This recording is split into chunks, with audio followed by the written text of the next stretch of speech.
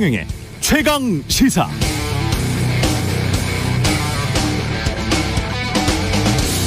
네, 지난 10일 정의연 후원금 횡령 사건 1심 판결이 있었습니다. 윤미향 의원 1,700만 원을 횡령했다는 혐의를 제외하면 나머지는 모두 무죄를 선고받았습니다. 결국 유죄가 아닌가, 그래도 유죄가 아닌가 그렇게 주장할 수도 있겠습니다만, 한편으로는 이 사건이 그렇게 혹독하게 대대적으로 언론이 비난할 만한 사안이었는지는 돌아보게 만듭니다. 언론이 의도적으로 몰아간 것 아닌가, 검찰청 주변에서 흘러다니는 말만 듣고 한 사람을 악마화시킨 것 아닌가라는 반성. 무엇보다 다른 모든 언론사들이 다 그렇게 쓰니까 나도 그렇게 베껴 쓰거나 자극적으로 쓰는 것도 괜찮겠지라고 생각하는 게으름, 지적 태만이 광범위하게 작동했던 것, 지금도 작동하고 있는 것은 아닌가 하는 반성을 하게 됩니다. 과잉 금지의 원칙, 비례의 원칙은 우리 헌법에도 규정되어 있습니다. 그래, 어떤 사람이 잘못했다고 칩시다. 그런데 그 과정, 수단, 그 정도로 침을 뱉을 일이었을까? 시간이 흐르고 나면 판단이 달라지기도 합니다. 안 보이던 게 보이기도 하죠. 특히 검찰발 뉴스에 대해선 모든 게 사실인 양 몰고 가는 한국 언론의 태도는 무지하고 오만한 겁니다. 아직 사실로 확인되지 않은 영역, 자신의 무지에 대해 겸손해야 합니다. 선진국 언론사들의 보도, 아는 것과 모르는 것을 명확하게 구분하고 있고요. 모르는 것은 모른다라고 정직하게 말합니다. 그들이 무지한 걸까요? 아니면 우리가 위선적인 걸까요? 네, 안녕하십니까. 2월 16일 세상에 이익이 되는 방송 최경영의 최강시사 출발합니다. 저는 KBS 최경영 기자고요. 최경영의 최강시사 유튜브로도 실시간 방송합니다. 문자 참여는 짧은 문자 50원, 긴 문자 100원이 드는 샵9730 콩어플 무료고요. 오늘 최강시사 민주당 이상민 의원으로부터 이재명 대표 체포 동의안에 대한 입장 들어보고요. 윤석열 대통령의 명예 당대표 추대가 가능하다고 밝힌 국민의힘 이철규 의원 연결하겠습니다. 김용태, 장경태, 태태 커플이 만나는 젊은 토론도 준비되어 있습니다.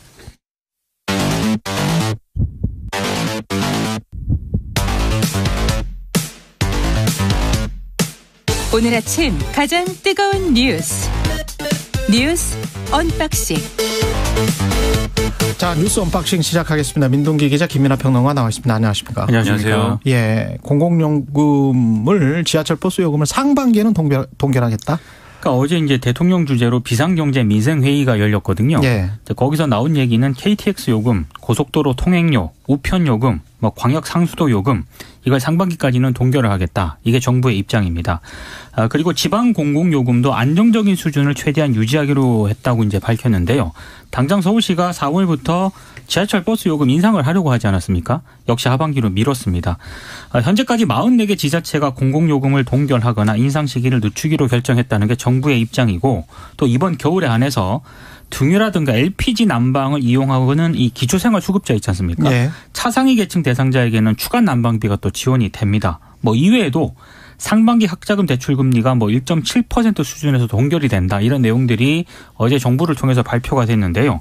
관심은 지금까지 정부가 공공요금 상승은 불가피하다, 이런 입장을 계속 밝혀오지 않았습니까? 그랬었죠. 네. 갑자기 이제 급선회를 한 이유가 뭐냐 이건데, 언론들의 분석은 물가 상승에 대한 여론 악화가 좀 심각해지는 걸 정부도 좀 심각하게 판단을 한 것 같다. 그래서 좀 급격하게 기조 변화를 하고 있는 것 아니냐, 이런 분석을 내놓고 있습니다. 한덕수 총리도 포퓰리스트 정권이 필요한 것은 아니다, 이렇게 이야기를 했었거든요. 지난 7일에는. 그렇습니다. 그렇죠. 이게 여러 가지 보도가 나오다 보니까 이제 그런 지적들을 많이 하는데, 저는 또 이게 곰곰이 뜯어보면서 결국 상반기에 안 올리겠다는 거 아닙니까? 그렇죠. 그럼 하반기에는 다시 또 이제 논란이 될 수 있는. 조삼 모사냐? 그렇죠. 그렇게 될 수 있는데, 그래서 저는 이게 급격하게 어떤 방향을 선회했다거나 그런 문제는 아닌 것 같아요. 사실은 뜯어보면 방향을 선회했다기보다는 워낙 이제 지금 시점에 국민들이 여러모로 물가 상승에 의한 피해가 크고 특히 난방비 때문에 굉장히 여론이 안 좋아져 있는 상황에서 상반기에 다 몰아가지고 이렇게 올렸을 경우에, 공공요금이 올라갔을 경우에 그것으로 인한 정치적 파장, 여론의 악화, 이런 거를 이제 신경 쓰고 있는 거 아니냐. 그러니까 정책의 전환이 아니라고 하면 그런 생각을 해볼 수가 있겠는데요. 그 말이 맞는 것 같아요. 이따 말하겠지만 은행통신 과점 해소 대책과 관련해서 대통령이 한 말을 보면 그렇죠. 그게 맞는 것 같습니다. 그렇죠. 네. 그리고 이제 이런 판단이 또 이런 판단을 뒷받침하는 수치라든가 이런 것들이 최근에 이제 대통령 지지율이 많이 이제 하락을 했습니다. 근데 그 이유를 여러모로 이제 평론가 입장에서 상식적으로 요 수치를 고려해 가지고 생각을 해보면 첫째로 어쨌든 지금 말씀드린 이 난방비로 상징이 되는 이런 민생고가 있어요. 지금 그게 하나가 작용을 했는데 이제 국민들이 보기에 이렇게 난방비 때문에 어렵고 물가가 오르고 여러모로 경기가 안 좋은데 대통령은 뭐 하고 있지? 이렇게 보면 다 대통령 뉴스 최근까지 전당대회 뉴스거든요. 그렇죠. 안철수 네. 뭐 의원이 어쨌다, 뭐가 어쨌다. 그러면은 국민들이 생각할 때는 이게 지금 생활이 어려운데 대통령은 너무 이런 정치적인 어떤 그런 거에만 빠져 있는 거 아니냐 이렇게 생각을 해서 여론이 악화될 수가 있습니다. 그러다 보니까 이런 비상경제 민생회의를 주제를 해서 이 메시지를 공개하는 방식으로 이런 대책을 내놓은 게 아닌가 싶은데 저는 일단 어쨌든 몰아서 올리는 것보다는 나눠서 올리는 게 뭐 그래도 낫다는 생각은 하지만 결국은 이게 앞에 말씀하신 실질적으로는 조삼모사가 될 가능성이 크다 이런 생각에 조금 더 디테일하게 여러 가지 좀 이 서민 부담을 경감시킬 수 있는 대책을 계속해서 내놓는 게 필요하다고 생각을 합니다. 제가 어제 미장원에 갔었는데 거기에 그냥 그 견습생으로 있는 사람들 있잖아요. 한 네. 1, 2년 정도 하는 미용사들 그 사람들의 상황을 옆에서 이렇게 들어봤는데 200만 원 정도 그러니까 꽤 이제 그래도 그나마 조금 좀 경력이 있는 거죠. 200만 원 정도 받는데 월세랑 이번에 난방비가 15만 원에서 20만 원 정도 나왔다고 하더라고요. 혼자 네. 쓰는데도 그러면 그렇게 따지면 월세랑 관리비, 전기, 난방 이렇게 내고 나면 한 80만 원 남는데요. 그러면 서울에서 한 달에 80만 원 이제 가지고 먹고 쓰고 옷이라도 한 번 산다면 거의 불가능한 상황이 되는 불가능하죠. 거죠. 그래서 본인은 이제 내려간답니다. 충청도에 그 가서 그쪽에 미용실 그러면 이제 집이라도 엄마랑 같이 살 수 있으니까. 그렇죠.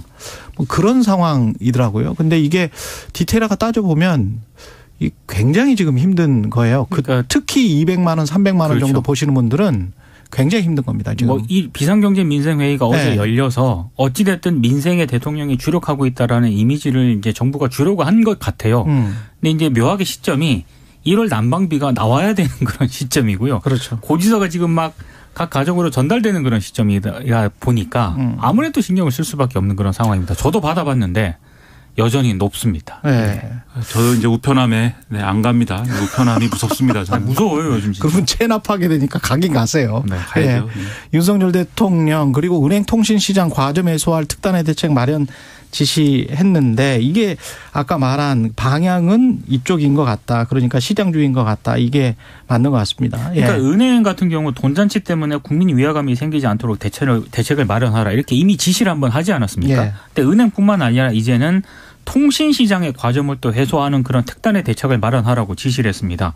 근데 묘하게도 어제 이종욱 과기정통부 장관이 신규 사업자 진입 장벽 완화 등을 포함을 해서 통신시장 경쟁 촉진 방안을 상반기 내에 또 마련하겠다라고도 보고를 했거든요. 제4 이동통신사. 그러니까 아무래도 기자들은 네. 그러면 제4이동통신사가 출연을 하는 거냐. 이게 한 25년, 30년 동안 계속 제4 이동통신사 이야기를 계속 하고 있는 것 같은데. 기자들이 물었어요. 네. 물으니까 최상목 경제수석이 모든 방안을 열어두고 논의가 될 것으로 기대한다라고 얘기를 했거든요. 근데 또 묘하게도 시점상 어제 통신 3사가 일제히 고객들에게 3월 한 달간 대량의 데이터를 무상 제공하겠다라고 갑자기 발표를 합니다.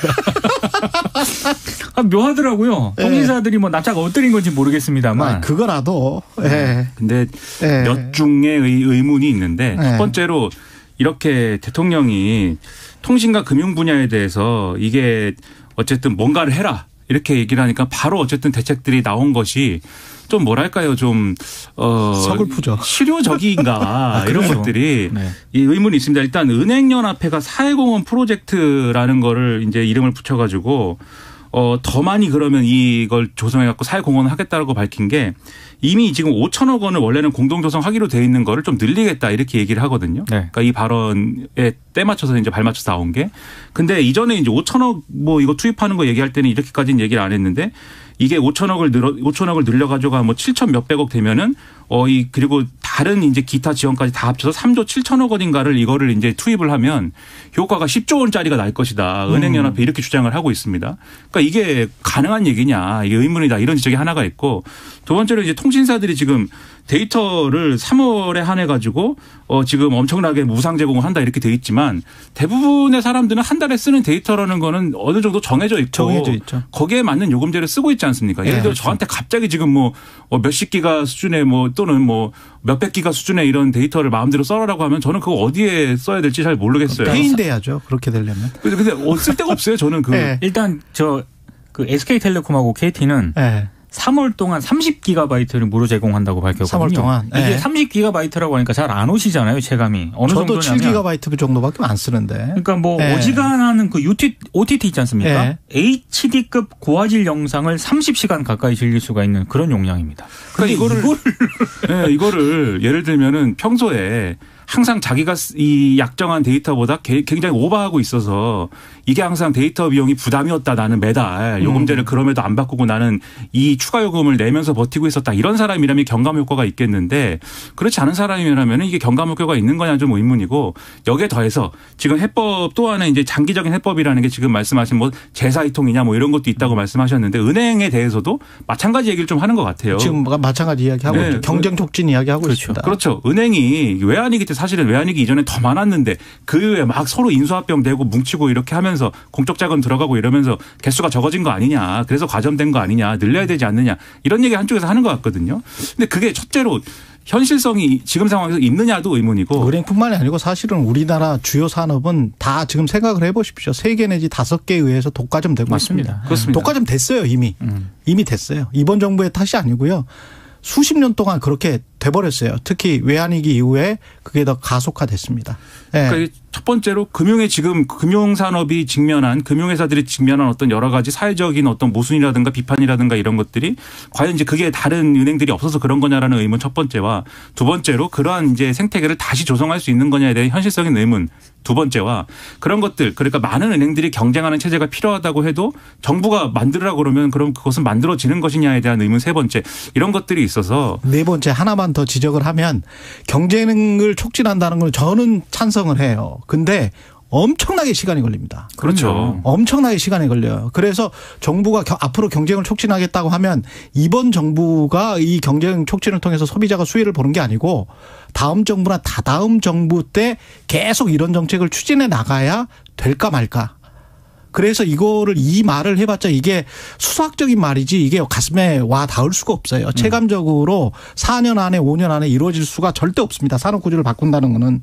그리고 통신사들에 대해서 이렇게 정말 눈 가리고 아웅하지 마시고요. 가령 5.5GB를 쓰면 5.5GB만 요금을 매기세요. 요금 인하를 안 하려고 한다면 안 하겠다면 그렇게 사실은 요금 인하도 좀 필요하다고 봅니다만은 5.5면 5.5만 매기세요. 왜 그 밴드를 굉장히 그렇게 넓게 가져가 가지고 뭐 한 3단계로 그렇게 해서 그냥 어떻게 소비자의 선택권을 그렇게 제한을 합니까? 예를 들면 제가 한 달에 6기가를 쓴다. 근데 뭐 5.5기가 예를 들면 요금제라고 하면 그걸로는 감당이 안 되지 않습니까? 그렇죠. 한 단계를 올리려고 그러면은 100기가 뭐 이렇게 돼 있어요. 그럼 만원 2만 원이 올라간단 말이에요. 근데 그거는 진짜 눈 가리고 아웅하는 거예요. 지금 한두 번도 아니고 한 20년 동안 계속 이러고 있잖아요. 그 요금 체계를 개편해 달라는 게 사실 소비자들의 가장 큰 요구거든요. 그럼요. 근데 그거는 손을 안 대려고 하잖아요. 그거는 절대 이야기 안 해요. 또. 예.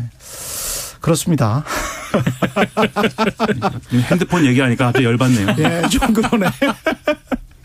예, 노란봉투법은 국회 환노위 소위를 통과를 했습니다. 네, 이 소위를 통과한 이른바 그 노란봉투법이라고 하고 노조법 개정안이라고도 하는데요. 핵심 내용은 사용자 정의를 일단 확대하고요, 손해배상 범위를 명확히 했습니다. 사용자를 근로조건의 실질적인 지배력을 행사하는 자로 규정을 했습니다. 이렇게 규정을 하면 뭐 특수고용 노동자라든가 플랫폼 노동자, 하청, 파견 노동자들도 원청을 상대로 단체 교섭과 쟁의 행위를 할 수가 있습니다. 그리고 이제 개정안을 보면은요, 쟁의 행위의 범위도 좀 확대를 했는데 지금까지는 근로조건의 결정이라고 되어 있었는데 이거를 근로조건으로 바꿨습니다. 이게 바꾸게 되면 어떻게 되느냐? 기존에는 임금이라든가 단체 협상과 관련해서만 쟁의 행위가 가능했는데 근로조건으로 바꾸게 되면은요, 이른바 해고자 복직이라든가 체불임금 청산, 정리해고와 같은 권리 분쟁까지 노동쟁의의 범위가 확대가 됩니다. 그러니까 그만큼 이제 노동자들 입장에서는 이제 권리가 확대가 되는 건데 사용자라든가 회사 측 입장에서는 아무래도 좀 불편할 수밖에 없는 거고요. 특히 원청업체인 대기업 쪽이 굉장히 강하게 좀 불만을 좀 표시를 하고 있고 어제 그래서 국민의힘 의원들 같은 경우에는 좀 퇴장을 했고요. 반대하면서 그리고 이제 그 소위를 통과하기 직전에 여야 의원들 간에 좀 고성이 또 오가기도 했습니다. 그러니까 이 지금 이제 노조법이라든가 이런 것들은 노동관계법이라든가 이런 것들은 사실 처음에 이제 만들어진 그 골격이 그대로 계속 유지가 되어 왔던 거지 않습니까? 그리고 그 골격이라는 거는 과거에 이제 산업구조에 맞춰서 이제 만들어진 부분이었는데 사실 이 사측은 그러니까 회사를 운영하는 이제 측은 이런 여러 가지 제한을 피해가려고 여러 가지 경영 기법들을 발전시켜 온 거잖아요. 그게 그렇죠. 사실은 외주라든가 하청이라든가 아웃소싱이라든가 이런 거 아닙니까? 그걸 통해서 원래 기존에 이제 이런 법에 의해서 보장받아야 될 노동자들의 권리가 다 이제 보장받지 못하는 상황들이 발생하게 됐고 예를 들면 뭐 진짜 사장은 책임을 안 묻는 거냐 뭐 이런 것들이 그래서 발생하게 되는 거고 최근에 그런 것들에 의해서 억울하게 이제 사망하신 분이 뭐 이렇게 그것에 대해서 아무 책임도 지지 않는 사건들이 연이어 일어나고 이런 상황들이 있지 않았습니까? 그래서 그런 것들에 맞춰서 시대가 이렇게 변화했기 때문에 이 노동자들의 이제 권리를 더 넓게 그리고 더 명확하게 보호해 주는 것이 과거의 기준에 비춰서도 필요하다. 이런 정도의 사안이 아닌가 싶고요. 이 법을 통과시키면 마치 뭐 우리의 일상이 다 불법 파업으로 뭐 점처리되고 경제가 망할 것처럼 제게는 얘기하는데 네. 그렇지 않을 겁니다. 그래서 이게 뭐 어떤 디테일한 부분에서는 뭐 이게 뭐 안 맞는 어떤 법 조항에 뭐 완벽하겠습니까? 이게 뭐 무리가 있는 부분이 있다거나 부작용이 우려되는 부분도 있겠지만 그런 것들을 잘 논의를 해가지고 좀 다듬어 갖고 통과시킨다든지 이런 거를 생각을 해야지. 사실 중대재해법 시행 전부터 그 법이 시행이 되면은 나라가 망할 것처럼 일부 언론들이 보도를 했는데 별일 없습니다. 그렇죠. 오히려 그것이 효과가 별로 없다 이런 진단까지 막 나오지 않습니까? 그렇죠. 그랬더니 또 효과도 없는 거 왜 했냐 이러는데 그게 아니라 중대재해법도 이 처리 과정에서 여러모로 이제 후퇴했기 때문에 그런 거거든요. 그러니까 어쨌든 점진적으로 계속 고쳐나가는 게 필요한 것이지 막 퇴장하고 겁주고 뭐 이럴 일은 아닙니다. 근로자들 이거는 꼭 좀 생각을 해봤으면 좋겠습니다. 우리가 정말 자가당착적인 게 근로자들을 최대한 쥐어짜는 스타일로 지금 노동구조가 돼 있잖아요. 네. 그러면서 어떤 사회 안정망은 거의 이루어지지가 않고 있고 그러니까 계속 노동을 하다 보니까 그렇지 않으면 돈을 못 벌고 그것도 뭐 돈 조금만 많이 벌면 무슨 고임금이다 귀족노조다 이렇게 사회적인 비난이 굉장히 뭐 그런 분위기가 있는 나라가 이렇게 선진국 중에서 거의 유일한 것 같아요. 한국이. 근데 그런 상황에서 또 A는 나라고 하는 거잖아요. 출산율은 높여라. 그러면 인간이 수단입니까? 경제활동의 수단이 인간입니까? 성장률을 높이는 수단이 인간입니까? 인간은 인간 그 자체가 목적이거든요. 그렇죠. 이렇게 쥐어짜고 이렇게 빈부격차가 크게 나고 그러면서도 경제를 위해서 출산율을 높여라고 강요받는 듯한 그런 사회적 분위기가 그러면서도 산업 현장에서는 뭐 2,000명 안팎이 매년 죽어나가고 그리고 난 다음에는 그 중대재해법도 뭐 그냥 뭐 완화시키자고 계속 이야기를 하고 그거는 뭐 언제 고쳐지죠? 그러니까 저출산 대책이라고 하는 게 사실 종합적인 어떤 대책이 돼야 되는 거지 않습니까? 그럼 방금 말씀하신 것처럼 이런 부분도 사실은 노동자라든가 서민들이 좀 살 수 있는 사회가 돼야 출산이 증가하는 건데 그렇죠. 저출산 대책이라고 정부가 내놓는 것들의 대부분이 굉장히 미시적이거든요.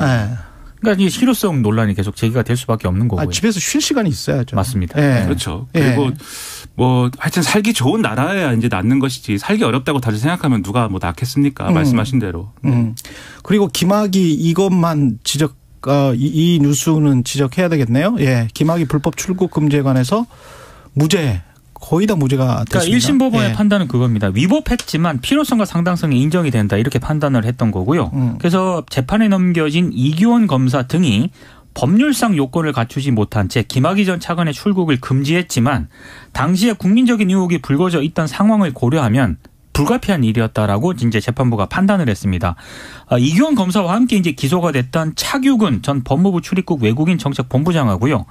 이광철 전 청와대 민정비서관의 직권남용 혐의에 대해서도 모두 무죄가 선고가 됐습니다. 그러니까 오늘 이제 이 언론들 반응을 보니까 좀 분위기가 둘로 나뉘는 것 같아요. 첫째, 맞아요. 이거 가지고 막 이렇게 검찰이 지난 정권에서 뭐 엄청나게 큰일이 벌어진 것처럼 했는데 이 법원이 판단해 보니까는 뭐 이 죄를 물을 일은 아니었지 않느냐. 그러니까 지금 법원의 판단을 보면은 이 출국 금지가 이루어진 과정 자체는 위법하다고 봤거든요. 그런데 그때 긴급성이나 필요성이 인정이 됐고 이후에 사후적으로 봤을 때 지금 봤을 때 이제 그런 절차적인 위법이 있는 것이지 당시에 그렇게까지 판단할 수 없었을 것이다라는 것이 가만히 됐어요. 그래서 이게 너무한 이제 수사였다라는 이 지적이 있는 반면 아니다. 이 판결이 이상하다. 절차가 위법하면 위법한 것이지 뭐가 아니라고 하느냐. 2심까지 봐야 된다. 양측이 있습니다. 그런데 제가 가장 공감한 거는 동아일보 사설이었습니다. 예. 이 사건의 처음과 끝엔 다 검찰이 있다. 애초에 맞아요. 김학의 전 차관을 제대로 수사했어야 되는 거 아니냐. 그런 점까지. 그때 공소시효를 넘겨버렸잖아요. 그리고 재판부 판결문에도 보면 그 동영상 속 주인공은 김학의인 것 같다 이렇게 돼 있는 그렇습니다. 거거든요. 복잡한 것 같지만 검찰이 수사를 네. 제대로 했으면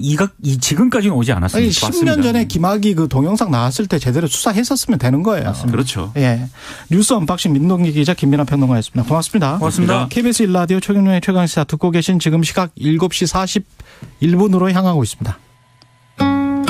출근길 날씨 정보입니다. 지금 전국이 대체로 흐린 가운데 서쪽 일부 지역에 빗방울이 떨어지거나 눈이 날리고 있습니다. 오후까지 수도권과 강원 영서, 충청 북부에는 1cm 미만의 눈이 조금 내리거나 비가 오겠고요. 전북과 경북 지역에도 눈이 날리는 곳이 있겠습니다. 현재 기온은 어제보다 1도에서 5도 정도 높아서 대부분 영상의 기온을 보이고 있습니다. 낮 기온은 서울, 대전 5도, 광주 7도, 대구 8도 등으로 중서부 지역은 어제보다 조금 낮겠고요. 그 밖의 지역은 어제보다 조금 높은 곳이 많겠습니다. 현재 서울의 기온은 2.8도입니다. 날씨 정보 송소진입니다. 이어서 이 시각 교통 상황을 KBS 교통정보센터 유아영 씨가 전해드립니다. 네, 오늘 출근길 상습 정체 구간을 중심으로 밀리고 있습니다. 영동고속도로 강릉 방향 반월과 부곡 사이로 정체고요. 용인에서 양지터널까지 막힙니다. 경부고속도로 서울 방향 달래내에서 한남까지 11km 답답한데요. 그 사이 양재 부근에서 사고 나면서 더욱 혼잡하고요.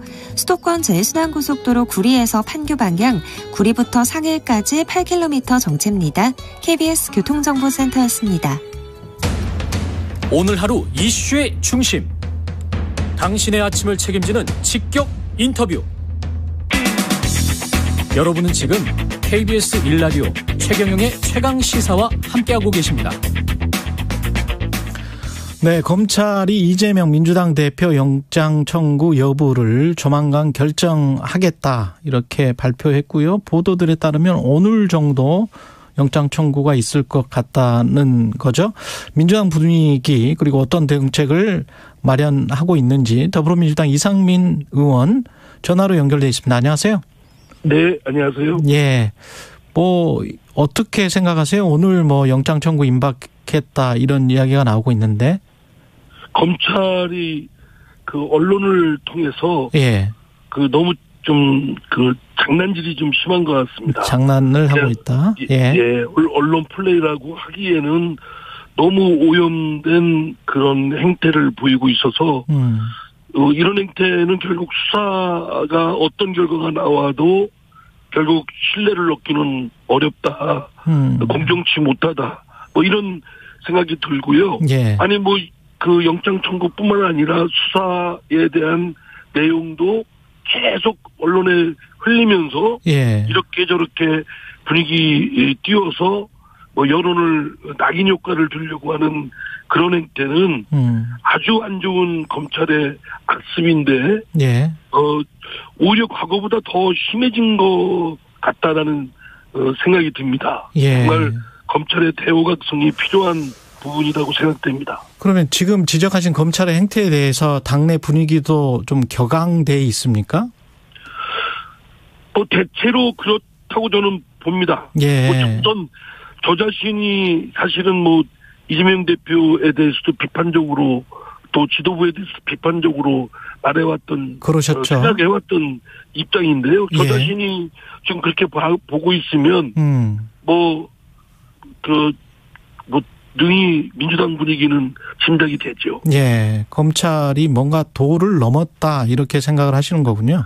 예. 그러니까 수사를 정확하게 말하자면 명의는 예. 병이 있는 그 환부 병소를 정확하게 도려내서 환자를 살려야 되는 것이 목적 아니겠습니까? 예. 그런데 마구 찔러대는 그런 수사 행태를 보일 뿐만 아니라 그런 행태들이 제대로 자신들이 원하는 결과 안 나오니까 언론을 통해서 여러 장난질이라고 할 정도의 그런 아주 잘못된 그릇된 행태까지 보이는 걸 보면 그럼으로써 수사를 받는 사람에 대한 낙인 효과를 줌으로써 아주 안 좋은 반법주의적인 행태를 보인다고 저는 생각합니다. 그 구속영장을 여하튼 검찰이 그래서 청구를 하면 체포동의안이 국회로 넘어올 거 아니에요? 그러면 그때 네네.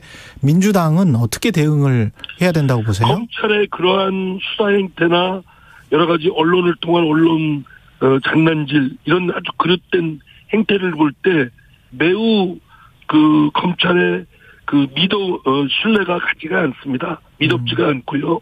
그러면은 검찰의 그런 믿업지 않은 수사 행태에 대해서 동조를 해서 이재명 대표의 체포 동의안을 가결할 수 있을까라는 점에 대해서는 제가 볼 때는 좀 그렇지 않다는 분위기가 더 많습니다. 그러면 의원들이 자유롭게 투표를 해도 아마 체포 동의안은 부결될 것이다.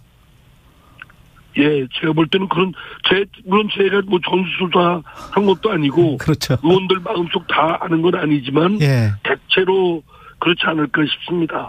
민주당 내 지도부가 혹시 부결을 당론으로 결정하거나 그런 어떤, 움직임 같은 거는 있었습니까? 그것도 저도 언론을 통해서 들었는데, 그건 예. 말이 안 되는 거고요. 말이 안 된다. 당론으로 정한다고 한다는 건 이 체포 동의안에 대한 표결은 비밀 무기명 투표입니다. 그렇기 때문에 성격이 안 맞죠. 어느 누구도 그 표결에 대해서 얘기해서도 안 되는 것이고. 알 수도 없고. 그것이 또 표결 내용을 공개하지 않도록 비밀 무기명 투표하도록 국회법상 정해져 있는데 이를 당론으로 정하면 그거에 대해 성격과는 맞지 않을 뿐만 아니라 예. 효과도 없죠. 오히려 더 의원들의 어떤 반발심을 촉발시키지 않을까 싶고요. 그리고 이재명 대표의 이 사법적 의혹에 대해서 이재명 대표가 개별적으로 대응을 해야 될 문제를 당이 전면에 나서서 이를 엄호하고 비호하는 것처럼 비춰지기 때문에 대국민 자칫 그런 그릇된 인상을 줄 수도 있어서 예. 저는 반대입니다. 예. 근데 아마 그런 검토도 안 한 것 같다는 거예요? 아니면은 지도부에서는 했다는 거예요? 글쎄, 제가 지도부의 얘기를 공식적으로 전해 들은 바가 없기 때문에 보도를 통해서만 듣기 때문에 내용은 정확하게 모르겠습니다. 예. 그런 거를 예. 일부 지도부 내에서 당론으로 하면 어떨까 이런 얘기는 있었을 수도 있겠지만 예. 그러나 말씀드린 대로 성격에 맞지도 않고 그게 당하고도 그렇고 그게 당의 주류의 의견은 아닌 것 같다. 당론으로 정한 거는. 예. 정의당은 지금 불체포 특권을 이재명 당대표가 내려놓고 그냥 구속영장 실질심사를 받는 게 어떠냐. 그게 훨씬 더 신뢰성을 높이는 데 도움이 되지 않겠느냐. 이렇게 이정미 대표가 이야기하더라고요.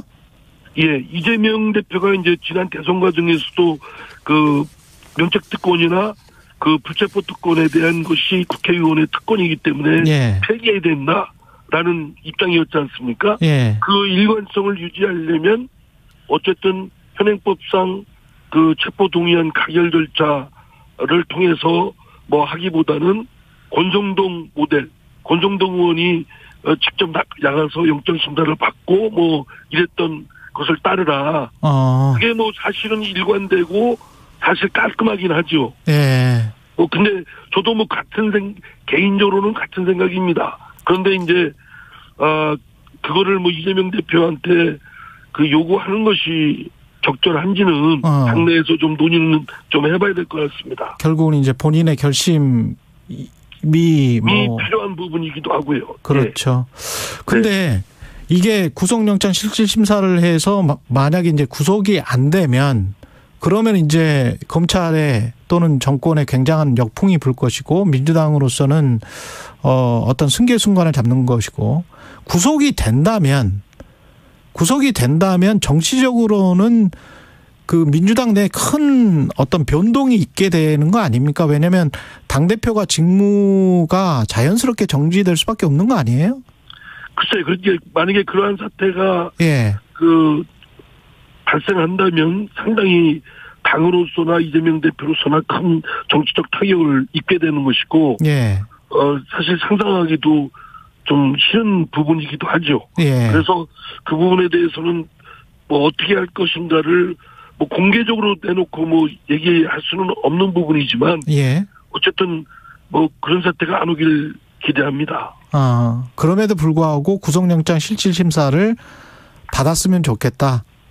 그게 이제 이재명 대표가 지난 대선 과정에 공약을 폐기했던 주장과 또 그런 일맥상통하는 입장을 견지할 수도 있고 불체포 특권이랄지 면책 특권 뭐 그런 깔끔하긴 하죠. 그런데 이제 그 말씀드린 대로 그 이재명 대표 본인의 결심이 필요한 부분이니까 뭐 강제할 수는 없을 테고요.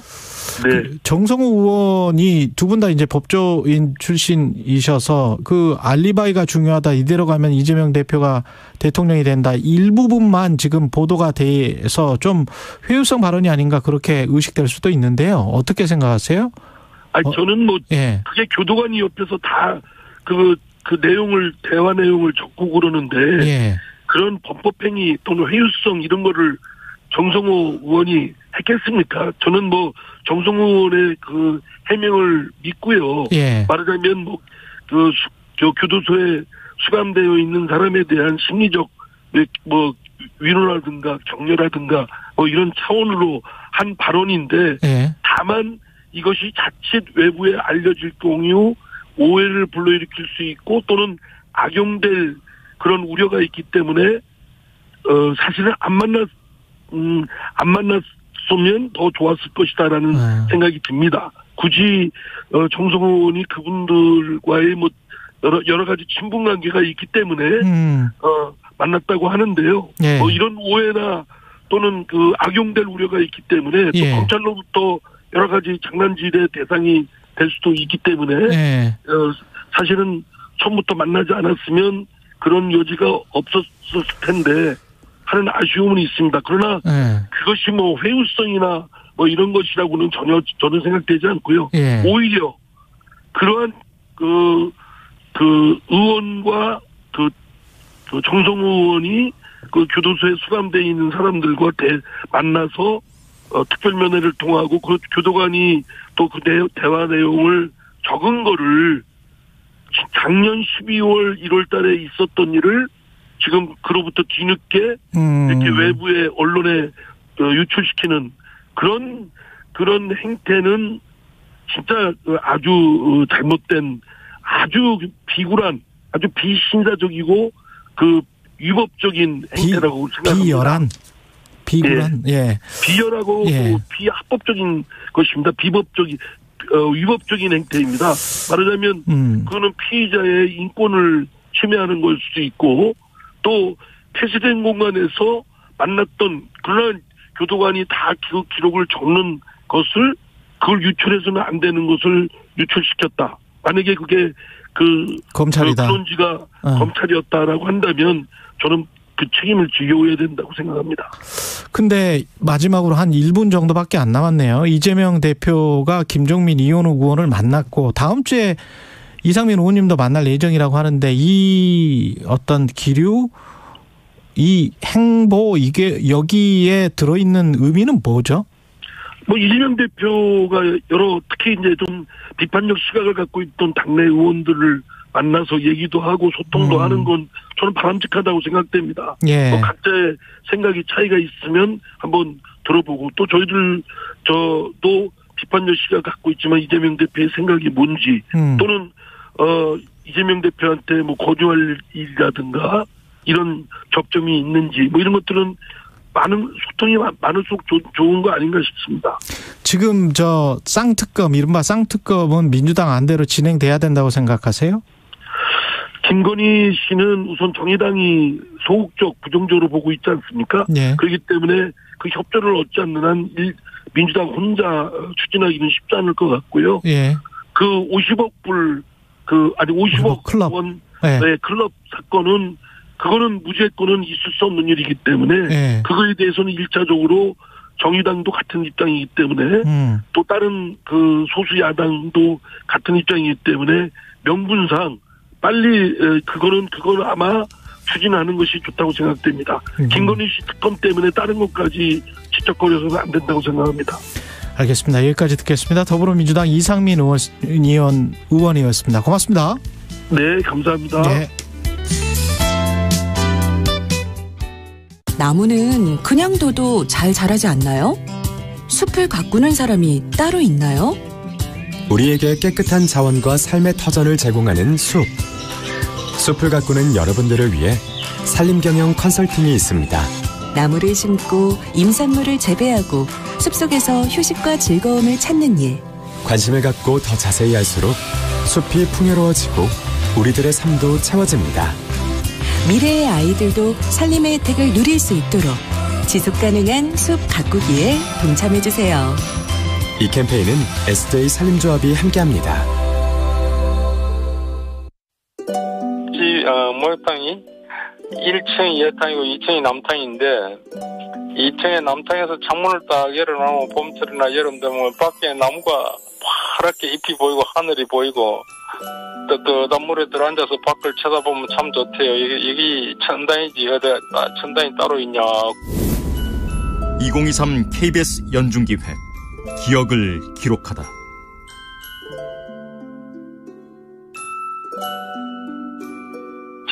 원효로에서 원삼탕을 운영하던 진중길입니다. 한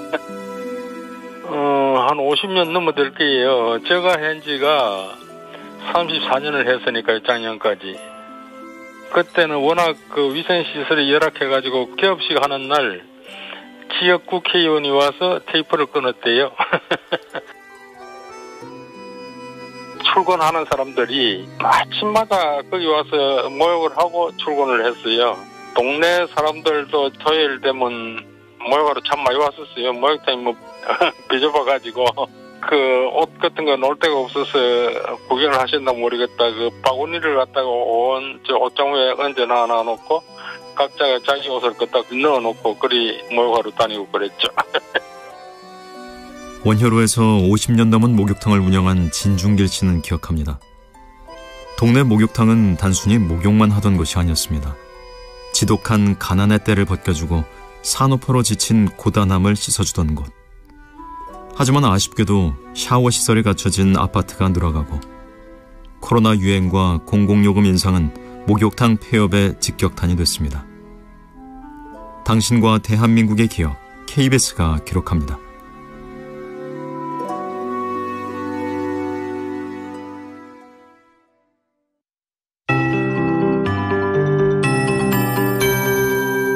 KBS 58분 날씨. 동풍이 약해지면서 동해안 지역에 많은 눈을 뿌린 눈구름대는 물러났습니다. 하지만 밤사이 기온이 떨어지면서 내린 눈이 도로에 얼어붙어 미끄러운 곳이 많은 상태고요. 또 오늘은 중부 내륙을 중심으로 눈이나 비가 조금 오면서 도로 살얼음이 발생할 가능성이 큰 만큼 교통안전에 주의를 하셔야겠습니다. 지금 서쪽 지역 곳곳에 눈이 날리거나 빗방울이 떨어지고 있습니다. 오후까지 수도권과 강원 영서, 충청 북부와 울릉도 독도에는 1cm 미만의 눈이 조금 오는 곳이 있겠고요. 충청 남부와 전북, 경북 지역에는 눈이 날리는 곳이 있겠습니다. 또 제주도 산지에는 낮까지 1에서 5cm 정도의 눈이 더 내릴 전망입니다. 밤사이 기온이 많이 떨어지지 않아서 현재 기온은 서울이 2.7도, 부산 3.8도 등으로 어제 아침보다 1도에서 5도 정도 높습니다. 한낮에는 서울과 대전 5도, 강릉, 광주 7도, 대구 8도 등으로 중서부 지역은 어제보다 조금 낮겠지만 그 밖의 지역은 어제보다 높은 곳이 많겠습니다. 오늘 미세먼지 농도는 대부분 보통 단계가 예상되지만 전라남북도는 대기가 정체되면서 나쁨으로 오르는 곳이 있겠습니다. 현재 서울의 기온은 2.7도, 습도는 74%입니다. 송소진입니다.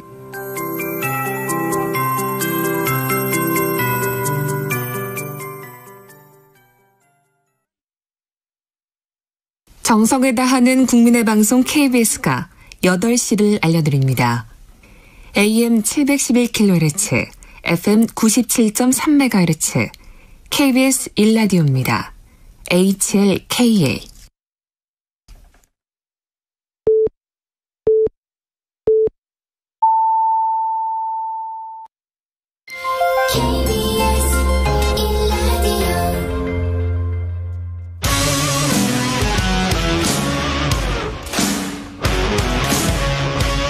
오늘 하루 이슈의 중심, 최경영의 최강시사.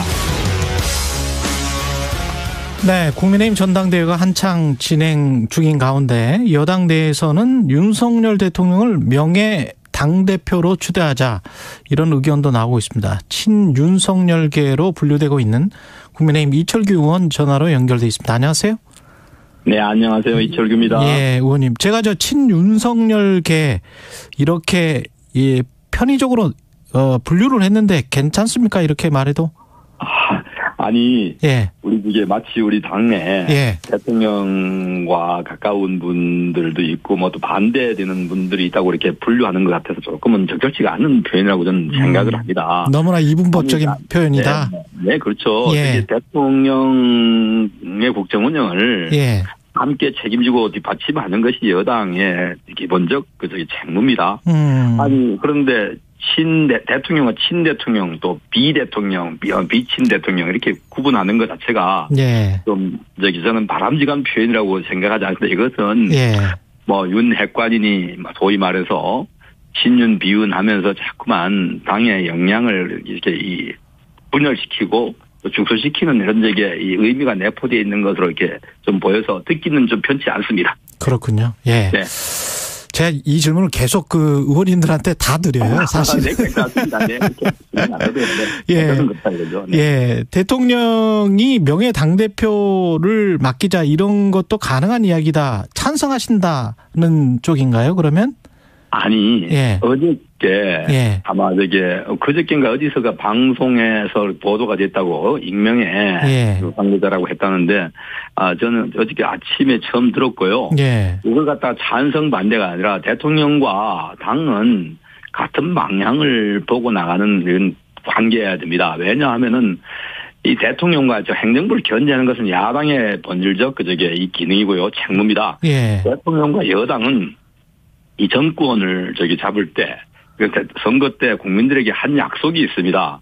그 약속은 대통령 개인의 약속도 아니고요. 예. 또 당만의 약속도 아닙니다. 당의 공약을 대통령께서 후보 시절에 국민들께 드린 약속입니다. 이 약속을 지키기 위해서, 이행하기 위해서는 당이 국회에서 제도적으로, 입법적으로 또 예산에서 재정적으로 뒷받침을 해줄 때만 가능한 일입니다.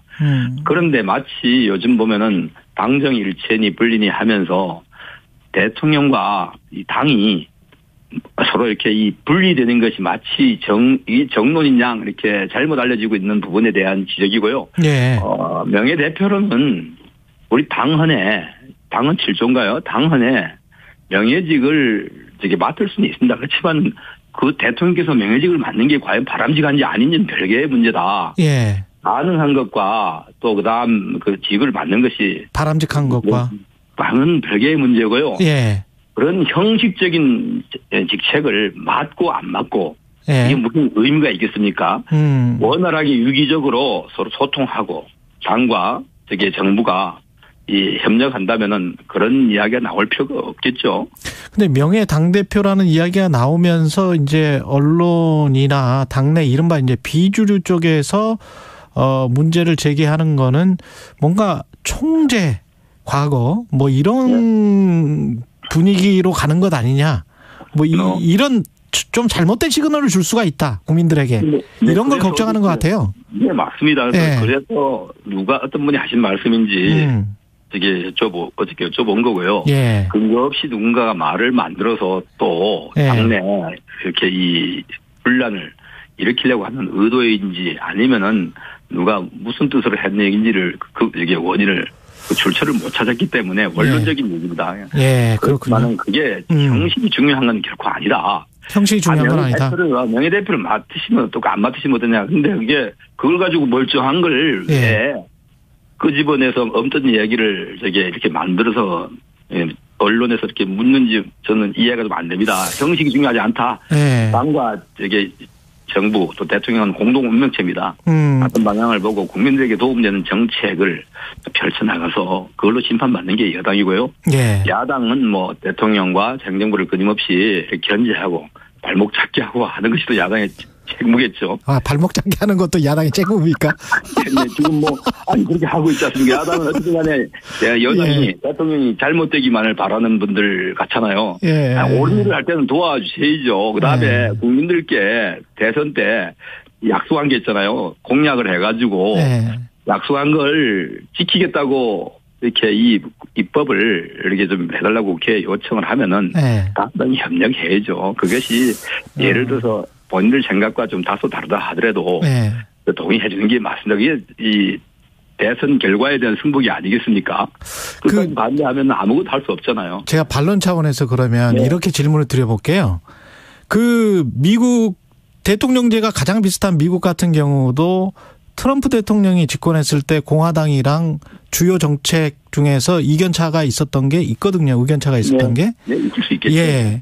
그리고 천하람 당대표도 이제 어떤 당대표 후보도 여당을 용산 출장소로 만들려고 하는 건가. 이거는 이제 명예대표 이야기 나왔을 때고 무엇보다 이 이야기가 대통령보다 총선을 위해서는 대통령보다 당이 스펙트럼이 넓어야 한다. 이거는 이제 중도 확장성 총선에서 유리하다. 포트폴리오가 잘 짜여져 있어야 된다. 이런 의미인 것 같거든요.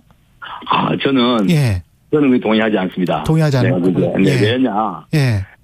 당은요, 우리 당의 지지자들, 우리 당 지지자들을 보고 가면 대통령께서는 우리 당 지지자만의 대통령이 아니십니다. 대통령은 우리 대한민국 국민 전체를 대표하고요. 국민 전체의 삶의 책임을 지는 자리입니다. 그럼 대통령의 정책 스펙트럼이 더 넓으셔야지. 어떻게 우리 당이 더 넓어야 됩니까?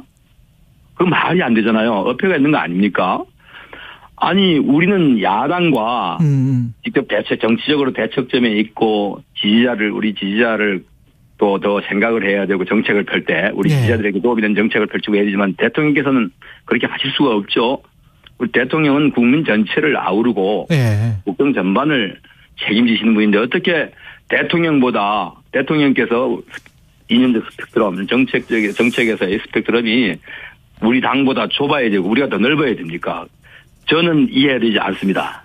그 말이. 그게 아마 현실 인식이나 대통령에 대한 인식 또는 지지율 뭐 이런 것들을 어떻게 생각하느냐에 따라서 다를 것 같거든요. 왜냐하면 그런데 예를 들어 대통령 우리는 우리 당은 보수의 가치 또 법치주의 이런 것을 우리는 이런 가치를 지키는 데 전념을 해야 되고요.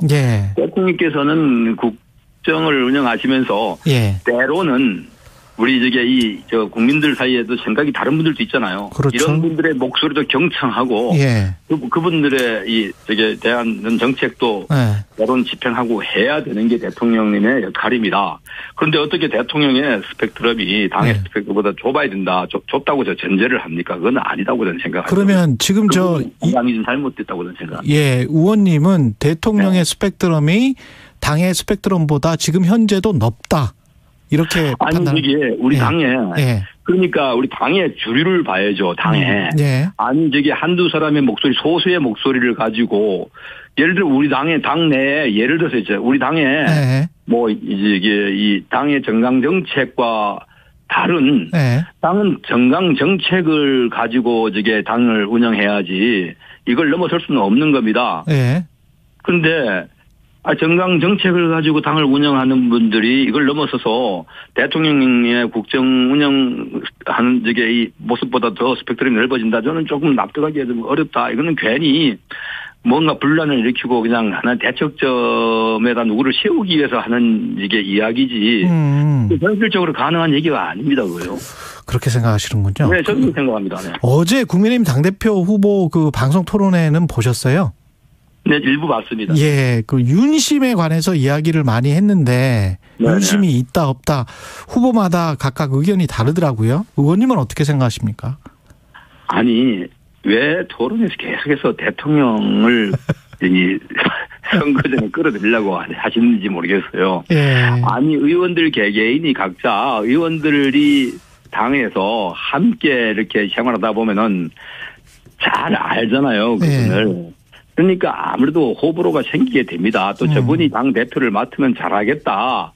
이렇게 가면 좀 어렵겠다 하는 걸 가까이 있는 분들이 아니까 의원들은 당내에서 호불호가 생기고 또 그걸 뭐 마음이 누구에게 있다 없다 할 수 있겠지만은 대통령께서 선거에 이렇게 누구에게 마음이 있다고 직접적으로 말씀하신 적도 없고요.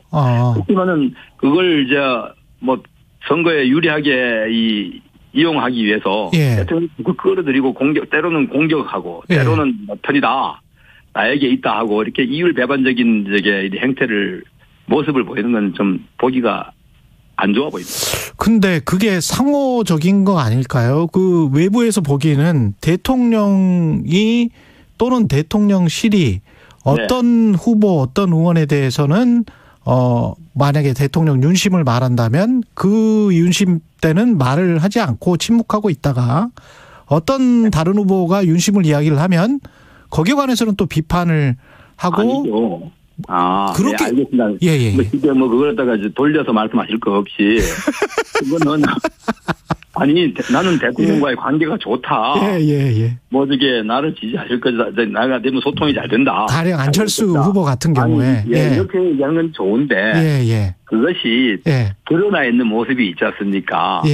국정 운영에 함께 동참하고 같은 방향으로 이게 바라보시는 분이 그런 말씀을 하시면은 이게 우리 당원들이나 뭐 이번 국민들께서 이해하기 쉽겠지만은 그런 모습을 보이지 않았던 분들께서 선거 때가 되니까 그런 말씀을 하시니까 혼란이 오잖아요. 예를 들면 뭐 연대라는 표현은 정말로 이제 적절치 못한 표현 아닙니까? 그냥 윤심이 뭐 나한테 윤심이 있다 없다 좋습니다. 뭐 그건 선거 때 되면은 그런 말씀을 하실 수 있겠지만 연대했다. 그 다음에 또 뭐 예를 들어 대통령 참모들을 소위 말하면 정리하지 않으면은 이 정부의 정당성이 마치 뭐 이게 부정당하는 것처럼 이런 비약적인 발언 이런 것들은 그런데 거기 아무 말씀을 안 하게 참모들이 안 할 수가 없잖아요. 참모들도 이 독립된 하나의 인격체인데요. 그런 참모들을 공격해야 되는데 참모들이 뭐 공개적으로 나서서 반박을 한 게 아니라 언론 기자들이 물으시면은 답변을 해야 될 거 아니에요. 근데 연대 자연스럽게 나오는 거죠. 그러니까 대통령실을 끌어들이지 말았어야죠. 그럴까요? 끌어들여가지고 아니 그 대통령께서 뭐 나한테 마음이 있다 없다 이렇게 후보들이 말씀하시는 거는 뭐 선거 전략으로는 뭐 있을 수 있다고 봅니다. 그렇지만은 그런 걸 하면서 그쪽을 공개에 받들이고 또 공격해야 될 때 아무 답변도 기자들이 물으실 거 아니에요? 아니 나경원 전 의원 같은 경우는 왜 저출산 부위원장 할 때 그것과 그렇게 상관이 없을 것 같고 그 정도로 화를 낼 일은 아니었던 것 같은데 또 그렇게 비춰졌단 말이죠. 그래서 그게 당대표 선거랑 좀 연결이 되고. 네, 지금 우리 나경원 전 의원님도 이 당의 소중한 자산이고요. 우리 당을 오랫동안 함께 해오신 분입니다. 그분 그런 비중 있는 분들의 발언이 이제 이 정책의 혼선으로 비춰지니까 좀 우려를 아마 아니 이 정부의 부처 관계자나 또 이 대통령실의 관계 참모들 입장에서는 이 혼선이 빚어지는 것에 대한 우려를 표명한 것으로 알고 있고요. 예. 그것이 뭐 지금 이제 또 다시 여기까지 또 이입을 시킬 사안은 아니라고 아니다. 보고요. 근데 아까 저 의원님 말씀하신 게 중에 연대라는 표현은 잘못됐다라고 하셨잖아요. 네. 이용 의원은 대통령과 당대표의 관계가 상하 관계라고 했고 그걸 제가 조수진 의원한테 물어보니까 상하 관계는 아닌 것 같다. 파트너다. 당대표와 대통령은. 파트너는 연대거든요. 네, 그러니까 예. 그것은 함께 예를 들어서 당 대표가 되면은 당과 대통령께서 함께 같은 방향을 향해 나가는 그런 동지적 관계, 또 당원 같은 당의 대통령도 구성원이 당원이잖아요. 1호 당원이신데 그렇죠. 그런 관계를 이게 표현한 것으로 저는 이해를 하고요. 우리 이용 의원이 그런 뭐 상하 관계라고 표현했다는데 뭐 거기에 대해서는 그 이용 의원의 이 발언으로 저는 거기에 대해서 평가하고 싶은 마음은 없습니다. 근데 아마 좀 표현 자체가 특히 거부하신 분들도 있을 거고요. 저는 상하 관계라기보다는 동지적 관계다.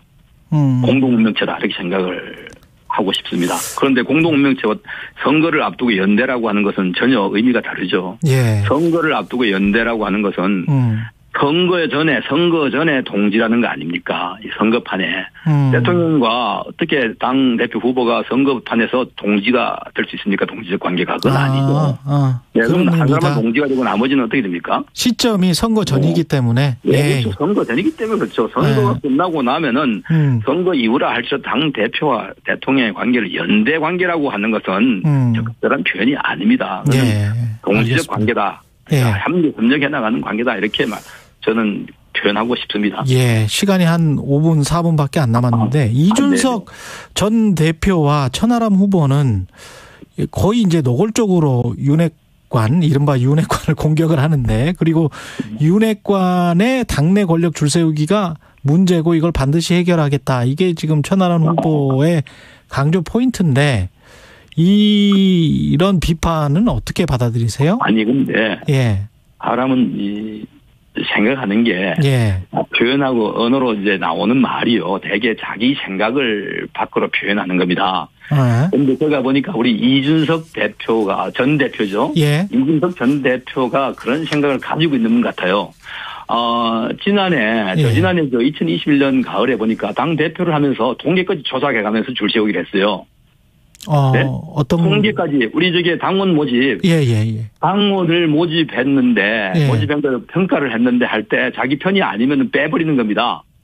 그랬었어요. 통계를 조작하는 거예요. 통계까지 조작해가면서 줄 세우기를 강요했어요. 자기 편이 아니면요. 그거는 팩트인가요? 팩트죠. 그래요? 네, 그래서 그래서 당시에 우리 당에 이 당직자를 갖다가 당 사무처 직원을 직위 해제까지 하는 문체까지 했다가 며칠 있다 슬그머니 다시 그 자리에 돌려 앉히던데 그런 일까지 있었는데 본인의 생각이 그러니까 이 당내 당파주의 또 그다음에 줄 세우기는 이준석 대표 제자에서 있었으면 있었고 또 그분이 시도했으면 했지 지금 없습니다. 국회의원들이 적어도 국회의원이 누가 줄 서한다고 줄 설 분이 있습니까? 국회의원은 자기 선거에 지역 주민들, 유권자들의 표심이 최고의 이 압박수단입니다. 표심이 이리 가라 하면 갈 수밖에 없는 겁니다. 이게 선출직의 비애 아닙니까? 때로는 자기 신념도 지역 주민들이 요구해서 바꿔라 하면은 어쩔 수 없이 바꿀 때가 있는데 그게 누가 지금 줄 세우기 한다 해가지고 여기 와 줄 서고 자기 신념을 바꾸겠습니까? 아닙니다. 의원들이 함께 생활하면서 자기가 지켜보면서 나름대로 판단이 섰기 때문에 그분들이 친소관계에 따라서 이렇게 또는 이게 옳고 그름이 이게 낫겠다 생각해가지고 함께 생각을 하는 분들이 있을지 몰라도 줄 세우기가 없습니다. 누가 누구를 줄 세웠다는 겁니까? 표심을 생각하기 전에 공천을 받아야 되는 게 또 숙명이기 때문에 우리 당이 민주정당인데 제가 말씀드렸지만 지금 이준석처럼 예를 들면 천하람 후보가 대표가 되면은 다 공천 내친다고 한 후보가 있습니까? 없잖아요. 예. 다 민주적으로 다 할 것이고 우리 당은 민주정당입니다. 예. 우리 당에서 민주주의 정당인데 민주주의 정당에서 이렇게 이 파벌을 가지고 공천을 이 배제하고 하면은 국민들이 용서하겠습니까? 당원들이 용서하겠습니까?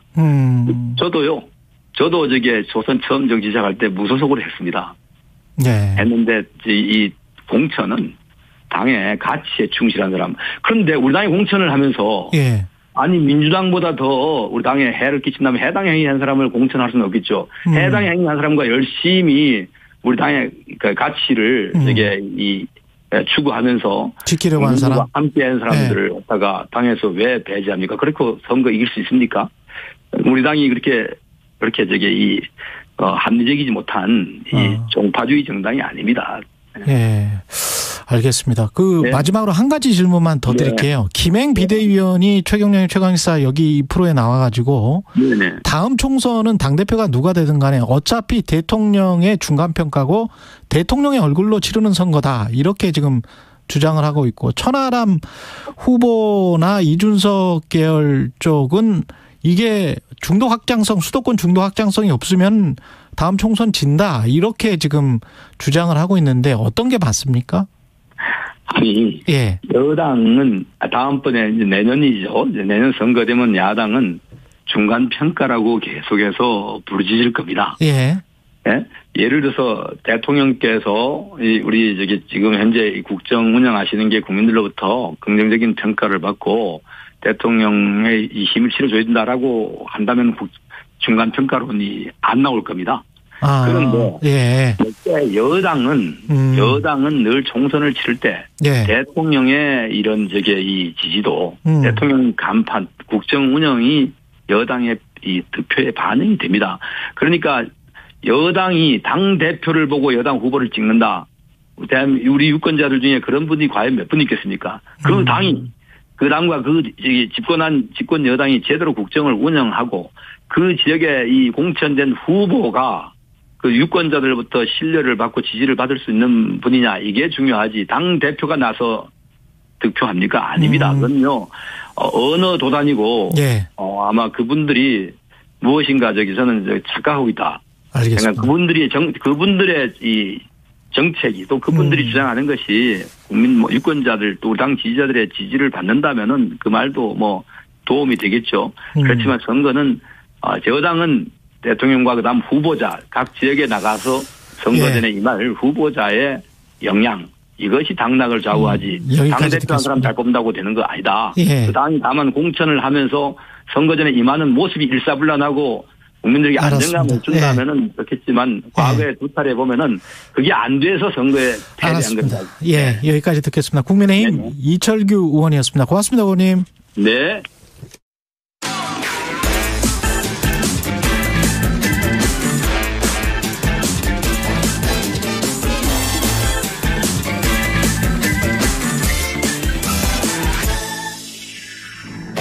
네, 최경영의 최강시사 한 번 더 뉴스 시간입니다. 오늘은 한국경제신문 최영찬 기자와 함께하겠습니다. 안녕하십니까? 네, 안녕하세요. 예, 튀르키예 시리아 대지진 사망자 숫자가 계속 늘어나고 있습니다. 예. 네, 대지진 일어난 지 지금 열흘째인데요. 제가 지난주에 그 언박싱 잠깐 출연했을 때 사망자가 5,000명을 넘었다고 말씀드렸었는데 어느새 4만 1,000명을 넘은 것으로 집계가 되고 있습니다. 현지 시간 14일이죠. 에르도안 그 튀르키예 대통령은 이 자국에서 지진 사망자가 35,418명, 부상자가 105,505명이라고 집계됐다고 직접 밝혔습니다. 여기에 또 시리아 국영통신인 그 사나통신이라고 있습니다. 여기서 전한 수치가 있는데 시리아 정부 통제지역 사망자 수인데 이게 한 1,414명이고요. 그 유엔 인도주의 업무조약 그 조정국이 발표한 또 반군 지역 사망자 수가 있어요. 4,400명. 다 했더니 한 4만 1,000여 명이 된 겁니다. 이게 잔해를 또 다 치우고 나면 그 안에 또 시신이 있을 수가 있기 때문에 숫자가 더 커질 수밖에 없겠습니다. 그렇죠. 그것도 있고 또 사실 그 시리아가 지금 계속 오랜 기간 내전을 겪고 있어서 정확한 통계 작성이 어렵다는 거예요. 그렇겠습니다. 그래서 그럼 제대로 된 그 사망자 수 집계가 아직 되지 않았을 가능성이 큰데요. 이 세계보건기구 유럽 사무소도 브리핑에서 시리아의 사망자 수에 대해 국경을 따라 약 5,000명이 사망했다고 그런 근사치만 공개를 한 겁니다. 또 지금 부상자가 10만여 명이라고 아까 말씀드렸는데 또 13,000여 명이 여전히 병원에서 치료 중이에요. 계속 사상자가 늘어날 수도 있습니다. 그렇군요. 이게 상황이 이렇다 보니까 구호 손길이 세계 각국에서 오고 있는데 지금 잘못된 정보가 온라인에서 돌고 있습니다. 정확하게 좀 설명을 이거는 해 주셔야 될 것 같아요. 어디로 보내야 됩니까? 돈이나 물품을? 일단 기부금, 구호품 이렇게 나뉘는데 예. 기부금은 튀르키예 대사관 그 공식 계좌에 그리고 국제적 구호단체에 넣는 게 가장 깔끔합니다. 튀르키예 대사관 공식 공식 계좌. 예. 그다음에 국제 구호단체. 네. 그런 곳들이 있는데 이제 딱 그런 곳들만 넣는 게 깔끔하고요. 예. 또 뭐 개별적으로 어디 단체에서 뭘 하겠다 이런 것들보다는 일단은 요 공식적인 그 루트를 통하는 게 가장 깔끔하고요. 시리아까지 생각을 한다면 국제 구호단체까지 국제 구호단체 하는 것도 그렇죠. 예, 좀 배분이 되겠네요. 네네. 예. 그리고 그 대사관에서 이렇게 얘기를 했어요. 현재 지진으로 집을 잃은 사람이 많아서 옷보다는 텐트나 이불, 전기 히터, 침낭 이런 게 필요한 상황이고요. 이 위생 문제도 있어서 손소독제나 마스크, 물티슈, 생리대, 기저귀 이런 위생용품도 필요하다고 합니다. 다만 그 중고 물품과 그 세척과 소독 그 중고 물품에 대해서는 세척과 소독 이후에 현장에 배분할 수는 있지만 지금 시간과의 싸움이어서 새 물건을 좀 보내주는 게 당장 도움이 된다 이렇게 말을 했고요. 그리고 이 지금 온라인에 좀 도는 것 중에 이글 종합 물류 뭐 이런 게 있어요. 이글 종합 물류? 네. 이거는 가짜가 아니고요. 여기가 대사관과 연계된 곳입니다. 여기는 진짜예요? 네. 그래서 이 구호 물품 같은 경우에는 그 상자에 그 포장한 물품의 종류와 그 영어로 에이드 머테리얼 / 튀르키예 딱 쓰면은 이게 튀르키예 대사관과 연결된 곳이다. 맞습니다. 튀르키예 대사관이 여기만 우리랑 연결된 곳이다. 이렇게 지금 얘기했습니다. 이글 종합 물류. 예, 인천 중구에 있는 그 곳이고요. 아마 검색해 보시면 이제 주소가 나옵니다. 그래서 이글 종합 물류랑 같이 해서 이렇게 보내시면 되고요. 주소를 말씀 한번 드리죠, 뭐. 네, 인천시 중구 자유무역로 107번 길 20이고요. 304호에서 306호입니다. 304호에서 306호 이글 종합 물류 이게 튀르키예 대사관과 직접 연계되어 있는 곳이라고 합니다. 구조견도 지금 보냈고 우리 구조대도 지금 활약을 많이 하고 있다고 들었습니다. 맞습니다. 지금 구조대도 일진이 파견된 지 일주일이 지났는데요. 추위와 피로 시간과의 사투를 벌이고 있습니다. 식수랑 전기가 끊겨서 발열 식량으로 끼니를 때우고 있는 상황이고요. 장염에 시달리거나 구호작전 그런 과정에서 찰과상 등을 그 부상당한 사례도 굉장히 많은 것으로 파악이 되고 있고요.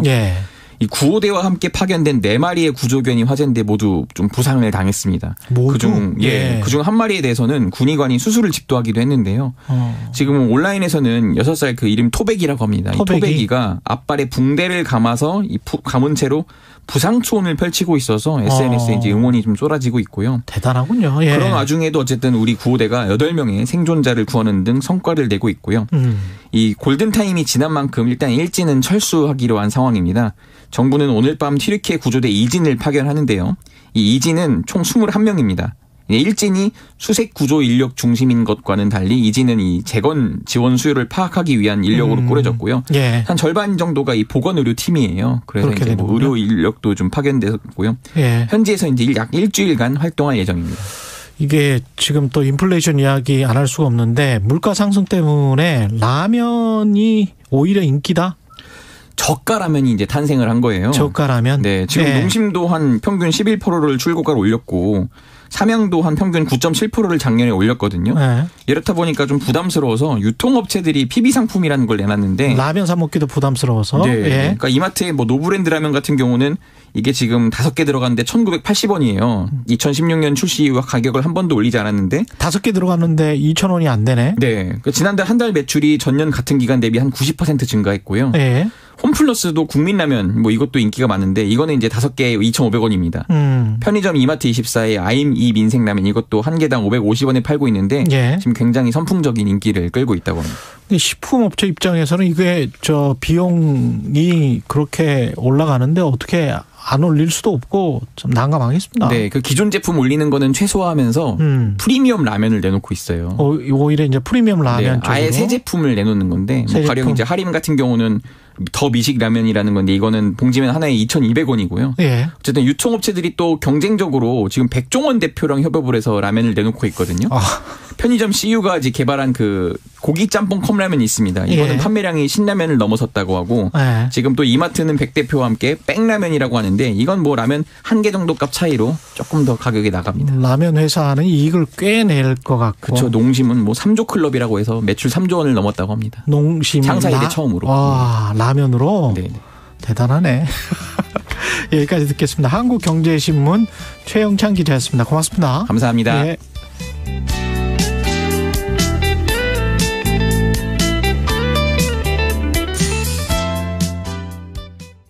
잠시 후 8시 반부터 일부 지역국에서는 해당 지역 방송을 보내드립니다. Welcome to my world. Won't you come on in? 오후 4시 5분 홍사원의 경제쇼로 여러분을 초대합니다. 50분간 딱 한 가지 주제만 깊이 있게 전해드립니다. 경제는 무조건 홍사원의 경제쇼를 들으셔야 합니다. Step into my heart. It's okay. 진행은 서툴지만 내용은 알찹니다. 진실의 편에서 정의의 편에서 약자의 편에서 뉴스를 전합니다. 주진우 라이브와 함께 더 많이 더 오래 웃었으면 좋겠습니다.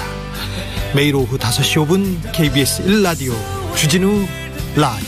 지금 시각은 8시 30분입니다. KBS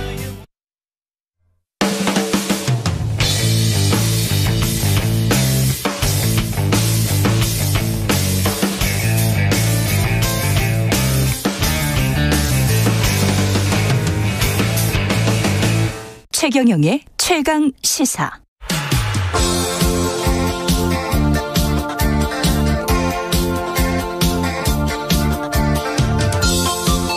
네, 젊은 정치인들과 함께하는 기운찬 코너 젊은 토론 시간입니다. 김용태 전 국민의힘 최고위원 그리고 장경태 민주당 최고위원 자리했습니다. 안녕하십니까? 네, 안녕하세요. 예. 국민의힘 김용태입니다. 예. 네, 안녕하세요. 장경태입니다. 예.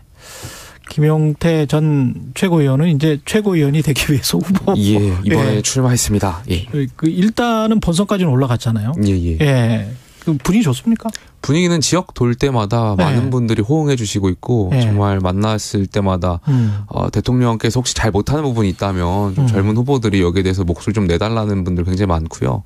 이런 말씀하시는 분들도 있어요. 두렵지 않냐. 두렵지 않냐. 윤핵관이란 분들과 맞서 싸우는데 권력과 맞서 싸우는데 이게 두렵지 않냐라고 말씀하시는데 네. 이런 말씀 꼭 드리고 싶어요. 저희가 유승민 전 대표부터 그 당시에 박근혜 정권에서 이제 증세 없는 복지는 허구다라는 말씀하시면서 배신자론에 좀 사였잖아요. 네. 근데 돌이켜보면 박근혜 정권이 망했던 이유는 유승민 전 의원의 그런 발언 때문이 아니라 진박간별사 논란 때문에 망한 거잖아요. 공천을 잘 못해가지고.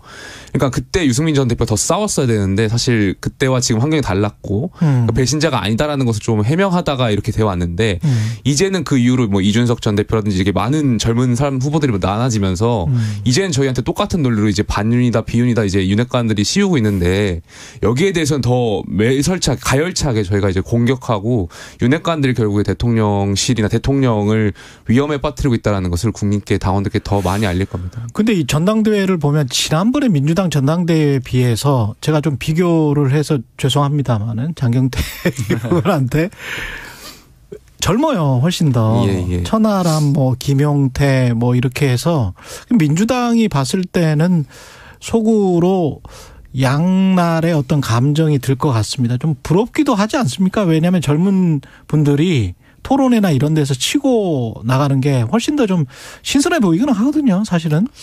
뭐 일단 부러울 건 없고요. 왜냐하면 부러울 거는 없다. 예, 국민의힘은 막 최고위원들이 나서서 당 대표를 막 탄핵시키고 이런 과정을 보면서 야, 저 당은 참 뿌리와 지조가 없는 당인가라는 생각이 많이 들었고요. 그리고 민주적이라고 해주십시오. 뭐 지금 당 대표 후보들이 막 대통령에 대한 구애를 하고 또 대통령 실제 사실상 당무 개입을 하고 이런 모습을 보면서 결국 정당은 이 대통령이 가지지 못한 외연을 확장하는 역할 또 그 속에서의 어떤 다양한 목소리들과 자정작용들이 일어나는 곳인데 지금 보면은 천하용인 네 분이 뛰는 거 보면 내부는 압수수색 대상이겠구나. 전당대 끝나고 이런 생각이 들 정도로. 네. 왜냐면 이준석 대표는 예를 들면 이 사상 초유의 당대표 탄핵 절차죠. 사실상 윤리위 징계를 받더니 또 공소시효 끝난 사건을 가지고 경찰을 들락날락 해야 되는 수모를 다 겪었잖아요. 그러면서 저 당은 여당의 대표도 물론 성역 없는 수사 여사 빼고는 다 하겠지만 저 네 분도 참 이 전당대 끝난 이후에 소기의 성과를 얻지 못하면 좀 걱정이 됩니다.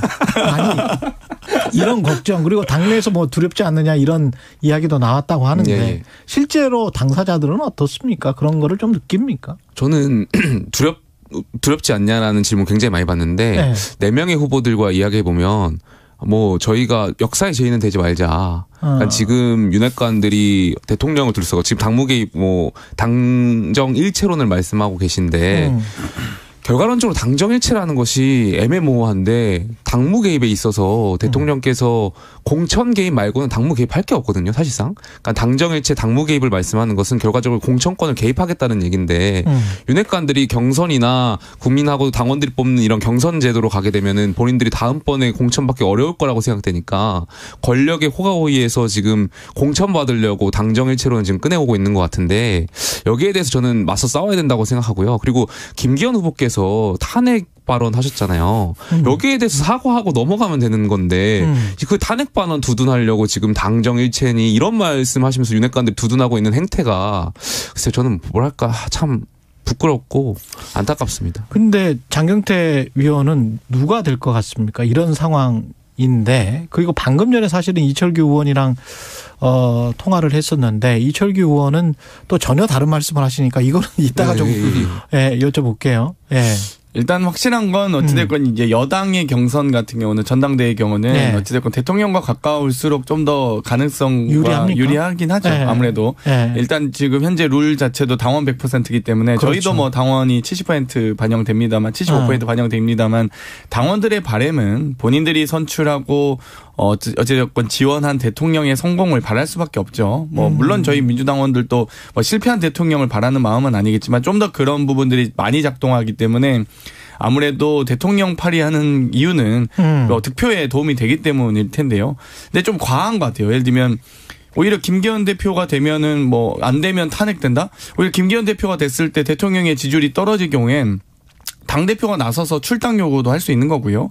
명예 당대표라고 하지만 사실상 그건 총재를 의미하거든요. 이 여러 가지 공천 개입뿐만이 아닐 겁니다. 뭐 사무총장, 뭐 여러 당직 인사에 관여하지 않다는 근거가 없기 때문에 공천뿐만 아니라 인사권까지 전 개입할 가능성이 매우 높다고 보기 때문에 명예당 대표란 말로 이 총재 사실상 총재의 귀환인데. 총재 제도에 그런 부분들을 좀 이 국민들을 눈 가리는 식의 발언들은 없었으면 좋겠고요. 이게 다 민주당 때문이에요. 민주당이 과거에 그 문재인 대통령 경선 과정에서 당정일체론 얘기하고 노무현 대통령 당정 그 관련해서 발언한 거 지금 저희 윤핵관들 다 그거 차용해가지고 지금 말하는 거 보면 정말 기가 찹니다. 근데 저희는 이 당정 일체론 예전에 아주 정말 예전에 나왔던 그 집권 여당과 당의 관계가 너무 멀어서였지 지금 국민의힘은 가깝다 못해 거의 이 산하기관 아니에요 지금 대통령실은. 저희 그 윤핵관 분들이 그 민주당 사례를 들고 와서 얘기하는 것도 옹호하는 것도 좀 어이가 없고요. 그렇습니다. 근데 방금 이철기 의원은 그런 이야기를 하더라고요. 이게 가능하다. 당규에 뭐 7조인가 그렇게 나와 있어서 가능하다는 이야기인 거지. 그게 뭐 바람직하지 않다. 그거는 대통령 생각도 있어야 되고 그거에 관해서는 본인이 명확한 또 대답을 안 했어요. 이철규 의원 같은 경우는 지금 어제 아마 이철규 의원께서 언론 기자 백브리핑 과정에서 이제 말씀을 하셨던 것 같은데 지금 참 윤핵관이라고 하는 분들이 대통령을 정말 너덜너덜하게 만들고 있는 것 같아요. 무슨 심평 변호사께서 대통령 탈당 발언을 하시지 않나. 김기현 후보께서는 대통령 탄핵 발언을 하시지 않나. 대통령 관심도 없고 당무 개입 안 하시겠다고 여러 차례 국민께 말씀하셨는데 대통령 명예 당대표를 얘기하고 있지 않나. 그러니까 대통령은 가만히 계신데 오히려 윤핵관들이 지금 대통령을 너덜너덜하게 만들고 있는 이 상황이 대통령 용산에서 봤을 때 얼마나 어이가 없을까. 그러니까 참 이 상황도 국민들이 봤을 때 얼마나 어이가 없을까. 그러니까 저는 진짜 이번 전당대회에서 당원 여러분들께서 좀 평가를 해 주셔야 된다고 봐요. 누가 정말 보수 정권을 지키기 위해서 싸우고 있는지. 그런 부분을 좀 전반적으로 평가해 주셨으면 좋겠습니다. 국민의힘 관련해서는 아무래도 김용태 최고위원의 이야기를 많이 들을 수밖에 없습니다. 그렇죠. 예, 민주당 이야기는 좀 이따가 하기로 하고요. 예, 왜냐하면 이거는 좀 팩트 확인을 다시 해야 될 것 같아요. 이철규 의원이 아까 이거 팩트 맞다. 이준석 대표가 대표일 때 당원 모집할 때 본인들 편 아닌 사람들은 제외시켰다. 통계 조작을 해서 세력을 불렸다. 뭐 이런 이야기를 했는데. 글쎄요, 뭐 제가 전후 맥락을 좀 들어봐야 되겠는데 무슨 취지로 발언을 하셨는지 모르겠는데 당원 모집했을 때. 뭐 누구는 가입시키고 누구는 가입시키지 않았다라는 발언이었는지 글쎄요, 저는 근거 없는 사실인 것 같고. 통계 조작을 했다는 거예요? 글쎄요, 제가 최고위원 했을 때는 전혀 당시에 보고받지 못했던 내용이고 글쎄요, 저는 어떠한 사유에서 그런 말씀하셨는지 그럼 근거를 좀 말씀하셔야 될 것 같은데.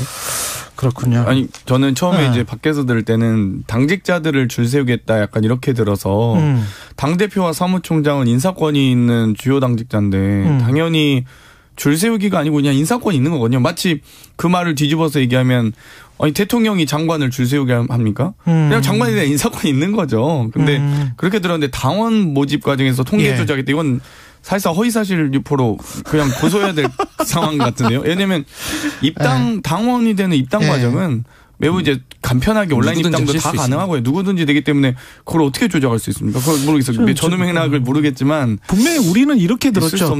당원 모집할 때 통계가 조작됐다. 그렇게 지금 들었었던 것 같은데 요거는 다시 한번 확인을 해봐야 될 것 같고요. 있을 수 없는 얘기죠. 만약에 지금 핵심은 그건 것 같아요. 이른바 친윤계 쪽, 당내 주류 쪽이라고 하죠. 당내 주류 쪽은 대통령 중심으로 선거를 치러야 구심력이 있다. 지난번에 이준석 전 대표 때는 원심력이 작용해가지고 당내 소란만 있었다. 그래서 김기현 후보 쪽이 되는 게 맞는 것 같다라는 그런 뉘앙스를 계속 풍기는 것 같고 비주류 쪽에서는 이런 생각인 것 같습니다. 이게 포트폴리오를 구성을 해야 된다. 중도 확장을 해야 된다. 스펙트럼이 대통령보다는 좀 넓어야 된다. 지지율이 낮지 않느냐. 뭐 이런 이야기인 것 같은데. 말씀하셨던 전자의 대통령 중심으로 선거를 치러야 되겠다라고 말씀하시는 분들은 국민들 속이지 마시고요. 본인들이 대통령 중심으로 공천을 받고 싶다는 말씀이겠죠. 그러니까 경선 당원과 국민이 경선하는 과정을 거치면 본인들이 아마 공천받기 어려울 것 같으니까 권력의 호가호위에서 대통령실에 어떤 영향에 있어서 좀 공천을 쉽게 받아보려고 하는 속셈인 것 같고요. 그러니까 여기에 대해서 무슨 총선 얘기를 하는 것은 저는 속이는 거라고 생각해요. 그리고 보다 더 말씀드리면 글쎄 이번 총선을 치를 때 윤핵관이라는 분들의 얼굴로 총선을 치른다? 그러니까 지역 돌면은 많은 국민들 당원 국민 할 것 없이 많은 분들이 정말 윤핵관에 대해서 굉장히 비호감도가 높아요. 지금 최근에 언론에 보면은 윤핵관 분들이 지금 다 나오셔가지고 이준석 대표라든지 천하람 후보를 계속 공격하고 있는데 그거 보면서 그분들 메신저들 보면 하나같이 다 비호감이거나 굉장히 국민이나 당원분들이 별로 좋아하지 않는 분들이에요. 근데 그런 얼굴로 어떻게 총선을 치르겠습니까? 그러니까 국민들께 어떤 혁신을 얘기하고 우리 당의 국민의힘이 가지고 있는 비전을 말씀드려야 되는데 메신저들이 별로 호감 있는 분들이 아니에요. 근데 이른바 주류 세력들이 당 내 지지층 또는 당원들 하여간 여론조사에서는 높게 나오는 건 사실 아닙니까? 그러니까 당심하고 저는 당원심하고 좀 다를 수 있을 것 같아요. 그러니까 당심이라고 하면 당협위원장들이 어쨌든 지금 찍어 누르기든 줄 세우기든 하고 있는 건데 이것이 80만 전체 당원의 당원심 조사로 들어가게 되면 저는 결과는 바뀔 수 있다라고 생각합니다. 그렇군요. 어제 본의 아니게 김기현 후보를 지지하게 됐는데요. 어찌됐건 내년 총선이 저희가 좀 편히 치르려면 김기현 후보가 되는 게 저희 당연히 유리하다고 김기현 보고요. 땡큐다. 그리고 윤핵관분들 근거가 좀 있었으면 좋겠는데 이준석 대표가 원심력을 작동해서 선거 치르기 어렵다고 했는데 그 작동한 선거가 대선 이겼고 지방선거 이기셨습니다. 근거가 뭐죠 도대체? 그러네. 오히려 지금 김용태 최고위원 편을 들어주고 있는 장경태 최고위원. 아니 저희 민주당 입장에서 말씀드린 거예요. 네, 이제 그만 들어주셔도 돼요. 어제 국민의힘 당대표 TV 토론회는 누가 잘한 것 같아요? 누가 잘했습니까? 저는 황교안 전 대표 후보께서 좀 다르게 봤어요. 그러니까 아마 김기현 후보를 지지하고 계신 지지층에서는 좀 후보를 황교안 후보를 지지해도 되지 않을까? 그러니까 오히려 황교안 후보가 더 안정적이다. 그다음에 이제 김기현 후보를 둘러싼 그 의혹들 있잖아요. 어제 보니까 울산 KTX 관련 의혹들도 있고 네. 한 것을 좀 김기현 후보 측에서 더 자세하게 해명할 필요가 있다라고 좀 보여지고요. 오히려 황교안 후보가 더 대표도 하셨었고 좀 안정적인 부분이 있지 않았나. 그리고 다른 후보들 봤을 때 물론 천하람 후보도 전 잘했다고 봐요. 거기서 제가 지금 주장했던 그 윤핵관 분들이 김기현 후보나 안철수 후보가 만약에 당대표가 됐을 때 대통령실에서 공천 개입에 대한 영향이 있었을 때 어떻게 할 것이냐라고 질문했는데 김기현 후보는 우리 대통령께서는 그러실 분이 아니다라는 식으로 이제 피해 가셨잖아요. 그러니까 그렇게 피해 가실 것이 아니라 명확하게 당원과 국민이 뽑는 경선 제도를 하겠다. 그러니까 만약에 대통령실에서 검사 출신 뭐 5명, 10명 공천해달라는 부탁이 만약에 있더라면 여기에 대해서 그냥 피할 것이 아니라 그냥 대통령 검사 출신이든 뭐 행정관 출신이든 누구든 국민과 당원이 뽑는 그 경선 과정에 공천을 받는 과정에 참여하면 되는 것이거든요. 그런데 그렇죠. 이 답변을 회피하시고 대통령 그러실 분이 아니다라고 말씀하시는 거 보면 김기현 후보가 만약에 당대표가 되시면 결과적으로 공천에 또 과거에 진박 논란처럼 될 수도 있겠구나 이런 생각이 좀 들었습니다. 지금 아까 장경태 최고위원이 말씀하신 김기현 의원이 되면 민주당으로서는 땡큐다라고 하는 게 저런 모습들이 재현될 가능성이 있다 이런 생각 때문에 그런 겁니까? 아무래도 뭐 어제 토론은 사실 네. 좀 뻔한 토론이었던 것 같아요. 안철수 후보는 안철수 후보 스타일대로 그대로 제가 MB 아바타니까 약간 이런 느낌이었고 네. 뭐 천하람 후보가 약간 많이 이제 노력을 하긴 했지만 확실히 좀 역부족이다 이런 생각이 들었고요. 네. 황교안 후보는 오히려 황교안 후보가 김기현 후보보다 좀 더 당에 오래 계셨던 분인 것처럼 정통 보수로 느껴지는 토론이긴 했어요. 김영태 최고 얘기하셨듯이. 그래서 예. 그런 과정에서 좀 예상보다 좀 기대는 했는데 좀 이 당대표 후보들의 토론이 좀 박진감 넘치진 않았다. 오히려 이 국민의힘 최고위원 후보들의 이 한번 토론 과정이 좀 더 재밌지 않을까 약간 이런 생각이 들었습니다. 그거 기대해 보고요. 민주당 이야기로 넘어가겠습니다. 민주당 같은 경우도 어떻게 보면 총선을 생각을 한다면 중도 확장성 대 이재명 당대표 또는 윤석열 대통령의 90령 이야기를 하면 국민의힘도 그렇지만 민주당도 비슷한 입장인 것 같거든요. 중도 확장성 대 이재명 당대표의 90력 그리고 여기에 대해서 검찰 수사 결과와 이른바 사법 리스크 이거가 좀 정리가 돼야 뭐 어떤 총선 전략을 펼 수도 있을 것 같은데 당장 지금 구속영장 청구를 오늘 한다 뭐 이런 이야기도 있잖아요. 어떻게 보세요? 어떻게 대응해야 됩니까 민주당은? 일단 저희는 검찰 수사에 적극적으로 협조하고 있고요. 여러 가지 지금 뭐 사실 헌정사상 초유의 중앙 당사도 압수수색 당했고 국회 본청도 압수수색 당했고요. 이미 이 사상 초유의 정무직 당직자들이 지금 구속돼 있는 상황에서 여러 가지 소위 저희는 야당 탄압을 받고 있다고 생각합니다. 뭐 지금 여러 체포동의안에 대해서도 체포동의안은 수사동의안이 아니거든요. 구속동의안이기 때문에 저희가 이재명 대표가 구속을 할 만한 사유가 뭐가 있습니까? 지금 뭐 도주의 우려가 있습니까? 아니면 증거인멸의 우려가 있습니까? 지금 성남시청, 경기도청, 뭐 중앙당사, 국회 본청까지 싸그리 다 압수수색 당했고요. 뭐 자택이나 계좌까지도 다 압수수색 270번 지금 당한 상태인데 오히려 이제 압수수색 털래야 털 게 없는 그러니까 증거인멸의 대상이 있어야 구속을 할 텐데 구속할 만한 근거가 없습니다. 그렇기 때문에 저희는 이 적극적으로 검찰 수사에 협조하고 있는 마당에 구속 수사까지도 할 필요는 없다. 아마 이런 부분은 헌법상 불구속 수사의 원칙을 천명하고 있기 때문에 국민의힘의 이탈표나 오히려 정의당에서도 그런 부분은 충분히 공감하리라고 생각하고 있습니다. 근데 정성호 의원이 정진상을 면회하면서 물론 민주당에서는 이건 이제 언론 플레이다. 장난치고 있는 거다. 아까 이상민 의원도 비슷한 이야기를 하기는 했습니다만 알리바이를 만들어야 무죄가 나온다. 이대로 가면 이재명 대표가 대통령이 된다. 이거를 어떤 증거인멸의 우려로 해서 구속영장 청구할 때 청구서에 그렇게 검찰이 넣을 가능성 언론도 지금 언급을 하고 있는데 저는 접견 대화까지 이렇게 공개시키는 걸 보면서 검찰이 확실히 이제는 이 한계 그러니까 심리적으로 이 압박이 크구나. 심리적 좀 쫓기고 있구나라는 생각이 들었습니다. 예를 들면 뭐 대장동이든 뭐 백현동이든 성남 FC든 뭐든 좋습니다. 뭐든 이 어떤 수사 근거를 가지고 혐의 근거를 가지고 최소한 그래도 언론 플레이할 때 피의사실 공표는 물론 불법이긴 합니다만 약간 여러 가지 이제 언론의 이런 이 범죄 혐의들이 소명되지 않은 혐의들이 막 무분별하게 의혹 제기가 되면서 이 지금 현재 소위 리스크를 강조해 왔는데 접견 내용은 정성호 의원도 알고 해당 이 정진상실장 다 알고 있는 내용입니다. 다 기록되는 거, 대화 내용 기록되는 거 알고 있거든요. 이상민 의원은 아예 안 갔었으면 좋았겠다 뭐 이런. 그렇지만 그건 또 좀 다른 문제, 또 별개의 문제고요. 어찌됐건 그게 다 공개되고 기록되고 공개될 수 있다는 거를 공개된 것까지는 뭐 예상하지 어렵겠습니다만 기록된다는 걸 어쨌든 알고 있는 상황에서 했던 대화를 이렇게 공개하면서 이 분위기 조성을 하려고 노력하는 모습을 보면서 검찰의 이제 범죄 혐의를 소명할 수 있는 근거는 한계를 보여주는구나라는 생각이 많이 들었습니다. 전 두 가지 말씀드리고 싶은데 첫 번째는 장영태 의원께서 이제 헌정사상 초유의 상황이라고 이제 야당 탄압이라고 말씀하셨는데 정말 헌정사상 이렇게 비리가 많은 개인 비리 의혹을 가지고 있는 분이 최악인 분이 당대표가 된 적도 없었던 것 같고요. 대통령도 되셨는데요. 그 말씀 드리고 싶고. 전과 13번 대통령 배출한 정당인데. 그 이재명 당대표에 대한 그 구속영장 청구와 관련해서는 물론 수사기관이 판단하겠지만 전 도주의 우려는 없다고 생각합니다. 당연히.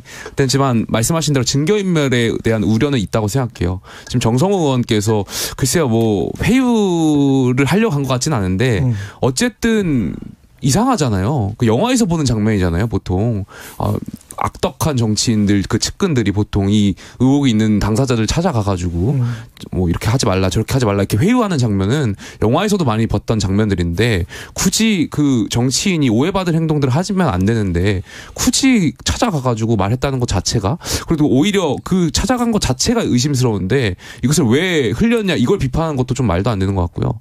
글쎄요 저는 국민들이 보셨을 때 정성호 의원의 행동은 아마 어떤 그 말씀 이렇게 하셨잖아요. 이대로 가면 이재명 대표가 대통령이 된다. 그러니까 이 말이 무슨 뜻이겠습니까? 정진상 씨나 김용 씨한테 너네 말 흘리지 말아라. 그러니까 압박의 수단으로 전 작용할 수 있었을 거라고 생각해요. 영화에서는 공사장 뒷골목으로 갔겠죠. 아니, 그러니까 아니 지금 구속되어 있는 분들 면회 사실 면회를 갔다는 건 네, 영화에서 보통 보면. 멜로 순정 영화에 나온 얘기죠. 정말 힘내라 위로하고 정말 억울해도 꼭 누명은 벗겨줄게 이런 위로 아니겠습니까? 또 다른 영화 드라마 같은 이야기가 이제 김건희 여사 주가 조작 의혹과 관련된 의혹인데 그 어떻게 보세요? 이거는 특검을 갈까요? 정의당이 약간 여기에 관해서는 이제 미온적이지 않습니까? 55 클럽은 하자고. 확실한 것은 윤석열 대통령께서 후보 당시에 2010년 1월부터 5월까지 4개월 동안만 뭐 일정하게 연루가 되었고 그러면서 손해봤다 이렇게 하셨던 거는 제가 보기에는 명백히 허위사실인 것 같아요.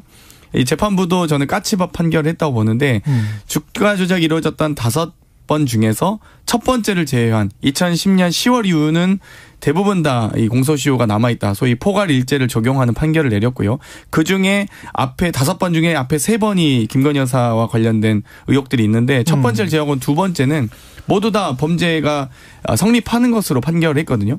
그런데 그 이 두 바지가 뭐 7초 만에 8만 주가 막 통정거래했다든지 실제 왜 구매 안 하냐 빨리 사라 이런 대화 녹취라든지 김건희 엑셀파일이라든지 모든 검찰이 심지어 검찰도 이 도이치모터스 주가 조작이 이루어졌다고 주장하고 또 그 범죄 수익을 김건희 여사 측이 얻은 것으로 간주된다는 것까지도 다 이미 검찰이 인정하고 있고 법원도 인정한 거거든요. 그렇기 때문에 하지만 아직 한 번도 김건희 여사에 대한 소환 조사라든지 압수수색은 없었습니다. 그렇기 때문에 단 한 번만 저한테 수사권 주시면 제가 진짜 열심히 잘할 자신 있는데 저한테 수사권을 주시면 네, 제가 그래서 이제 저한테 주기는 어려우실 테니까 김건희 여사 특검도 저는 명칭이 중요하다고 생각하지 않아요. 그러면 도이치모터스 특검 정도는 받을 수 있지 않나 이 정도 생각을 하거든요. 그러니까 저는 특검 추진 여부에 대해서는 한번 다시 고민해 볼 그러니까 뭐 기다 아니다가 아니라 고민해 볼 필요가 있는 것 같은데 다신 지금 이것과 관련해서 새로운 사실들이 나왔잖아요. 그러면 특검이든 수사기관이든 여기에 대해서 한번 다시 조사할 필요는 있다라고 생각되고요. 다만 민주당이 지금 계속해서 이재명 대표의 어떤 사법 리스크가 있는데 여기에 대응해서 김건희 여사를 둘러싼 특검론을 들고 나오니까 국민들이나 봤을 때는 그냥 물타기 하는 것처럼 보이는 것 같아가지고 그 부분은 물타기다. 뭐 일단 50억 클럽 그러면 특검, 도이치모터스 특검 이 정도까지는 받을 수 있지 않을까 이런 생각이 드는데요. 근데 대통령이 거부권을 행사하면 특검도 임명을 못하는 거 아니에요? 이 부분에 있어서는 만약에 민주당이 뭐 이렇게 무리해서 전 특검 추진할 것 같지는 않은데 그렇게 하더라도 대통령께서 거부권을 행사하기는 어렵지 않을까 생각됩니다. 그래요? 왜냐하면 이제까지 기존은 대통령실은 거부권 행사할 것처럼 보도는 나왔었습니다. 그래도 본인 부인에 대한 수사를 거부권하는 것도 국민 정서에 맞지 않고요. 또 50억 클럽도 사실상 지금 50억 클럽의 이 아직 조사하지 못하고 있는 대상은 박영수 특검 아니겠습니까? 뭐 따님 뭐 아파트부터 시작해서 여러 가지 있는데요. 최소한 이 본인과 이 검찰 카르텔, 소위 50억 클럽 줄줄이 다 검사 출신들이잖아요. 그래서 검찰 카르텔을 비호하거나 본인의 부인을 비호하는 거부권을 행사한다? 그건 제가 보기에는 엄청난 후폭풍이 있을 거라고 생각합니다. 정무수석은 뭐 하고 계신지 모르겠어요. 정무수석은 여당 전당대회에 지금 와가지고 미주알 고주알 얘기하실 게 아니라 지금 야당 찾아가셔가지고 여소야대 상황인데 지금 야당 이렇게 특검 밀어붙이려고 하면 정무수석이 가서 협상 창구 담당도 하고 해야 되는데 글쎄요, 정무수석 지금 야당 찾아가고 있습니까? 정무수석님이 뭐 하고 계신지 모르겠네요. 저희 민주당이 해임 건의안 2번이나 올려도 다 무시하고 계시잖아요. 그래서 저희랑은 대화할 생각이 없으신 것 같아요. 국회와는 대화할 생각이 없는 것 같아요. 대통령은 일단 기본적으로. 지금 저 최고위원이나 당대표가 가령 천하람 그리고 이준석 계열이 뭐 4명 중에 청년 최고위원 빼고 한 2명 정도가 되면 민주당에는 혁신의 압박감이 상당히 찾아오지 않을까요? 당연하죠. 그건 당연하죠. 그렇죠. 네, 저희가 총선장입니다. 그러니까 정말로 저희가 만약에 천하람 당대표의 뭐 김용태 허은하 최고위원 당선이다 그러면 저희도 혁신을 더 강도 높게 할 수밖에 없을 것 같아요. 그렇죠. 그게 당연합니다. 혁신 간에 당대표 뭐 그럴 가능성이 압박을 먼저 하셔야 되는 거 아니에요? 그래서 그럴 가능성이 낮아서 제가 보기엔 김기현 대표 응원합니다. 네. 그러니까 이제 종합적으로 보면 김기현 땡큐, 천하람 노 땡큐. 네, 그렇죠. 그러나 김용태는 친구니까 최고위원 한번 했으면 좋겠다. 뭐 이런 거예요. 저희가 이재명 대표 출마하셨을 때 이재명 땡큐 했던 거랑 비슷한 논리인가요? 그런 건 있어요. 이제 이왕이면 국민의힘 지도부가 물론 이제 저희가 이제 경쟁 관계이기 때문에 김기현 대표를 응원할 수 있지만 그래도 최소한 최고위원회 구성 정도는 국민의힘이 합리적 정당이 됐으면 좋겠다는 바람은 있습니다. 결국 우리가 이 대통령이 조금 이 협치나 이런 대화를 안 하는 이 소위 정치보단 지배를 원하시는 분이기 때문에 최소한 이제 집권 여당은 여러 가지 민생 현안들도 많거든요. 예를 들면 양국관리법 관련돼서 저희가 충분히 대화를 할 수 있다고 보고요. 지금 뭐 난방지원비, 에너지 바우처 이런 것 지금 난방비 너무 높기 때문에 여당이 조금만 협상력 있으면 작년에 저희가 예산안 협상 과정에서 주호영 원내대표께서 노력하는 모습을 저희도 봤거든요. 저도 지도부 회의 때 항상 그 모습을 봤는데 청와대만 대통령실만 갔다 오시면 그 예산안이 다 건건이 부결되는 거예요. 그러면서 합리적 지도부가 탄생하는 것은 응원합니다. 저희도. 말씀을 잘해주시니까 제가 나가서 선배 커피 한 잔 사겠습니다. 당원이 아니니까 상관없으니까. 여기까지 듣겠습니다.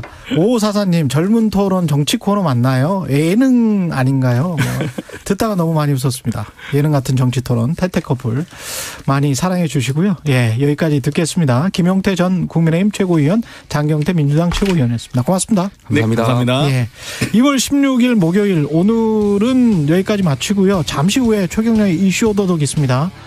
오늘은 정봉주 전 의원 나오네요. 민주당 교육연수원장 준비하고 있고요. 저는 KBS 최경련 기자였습니다. 내일 아침 7시 10분에 다시 돌아오겠습니다. 좀 이따가 9시 10분에 이슈 오도독 여기서 얼굴 또 뵙겠습니다. 고맙습니다.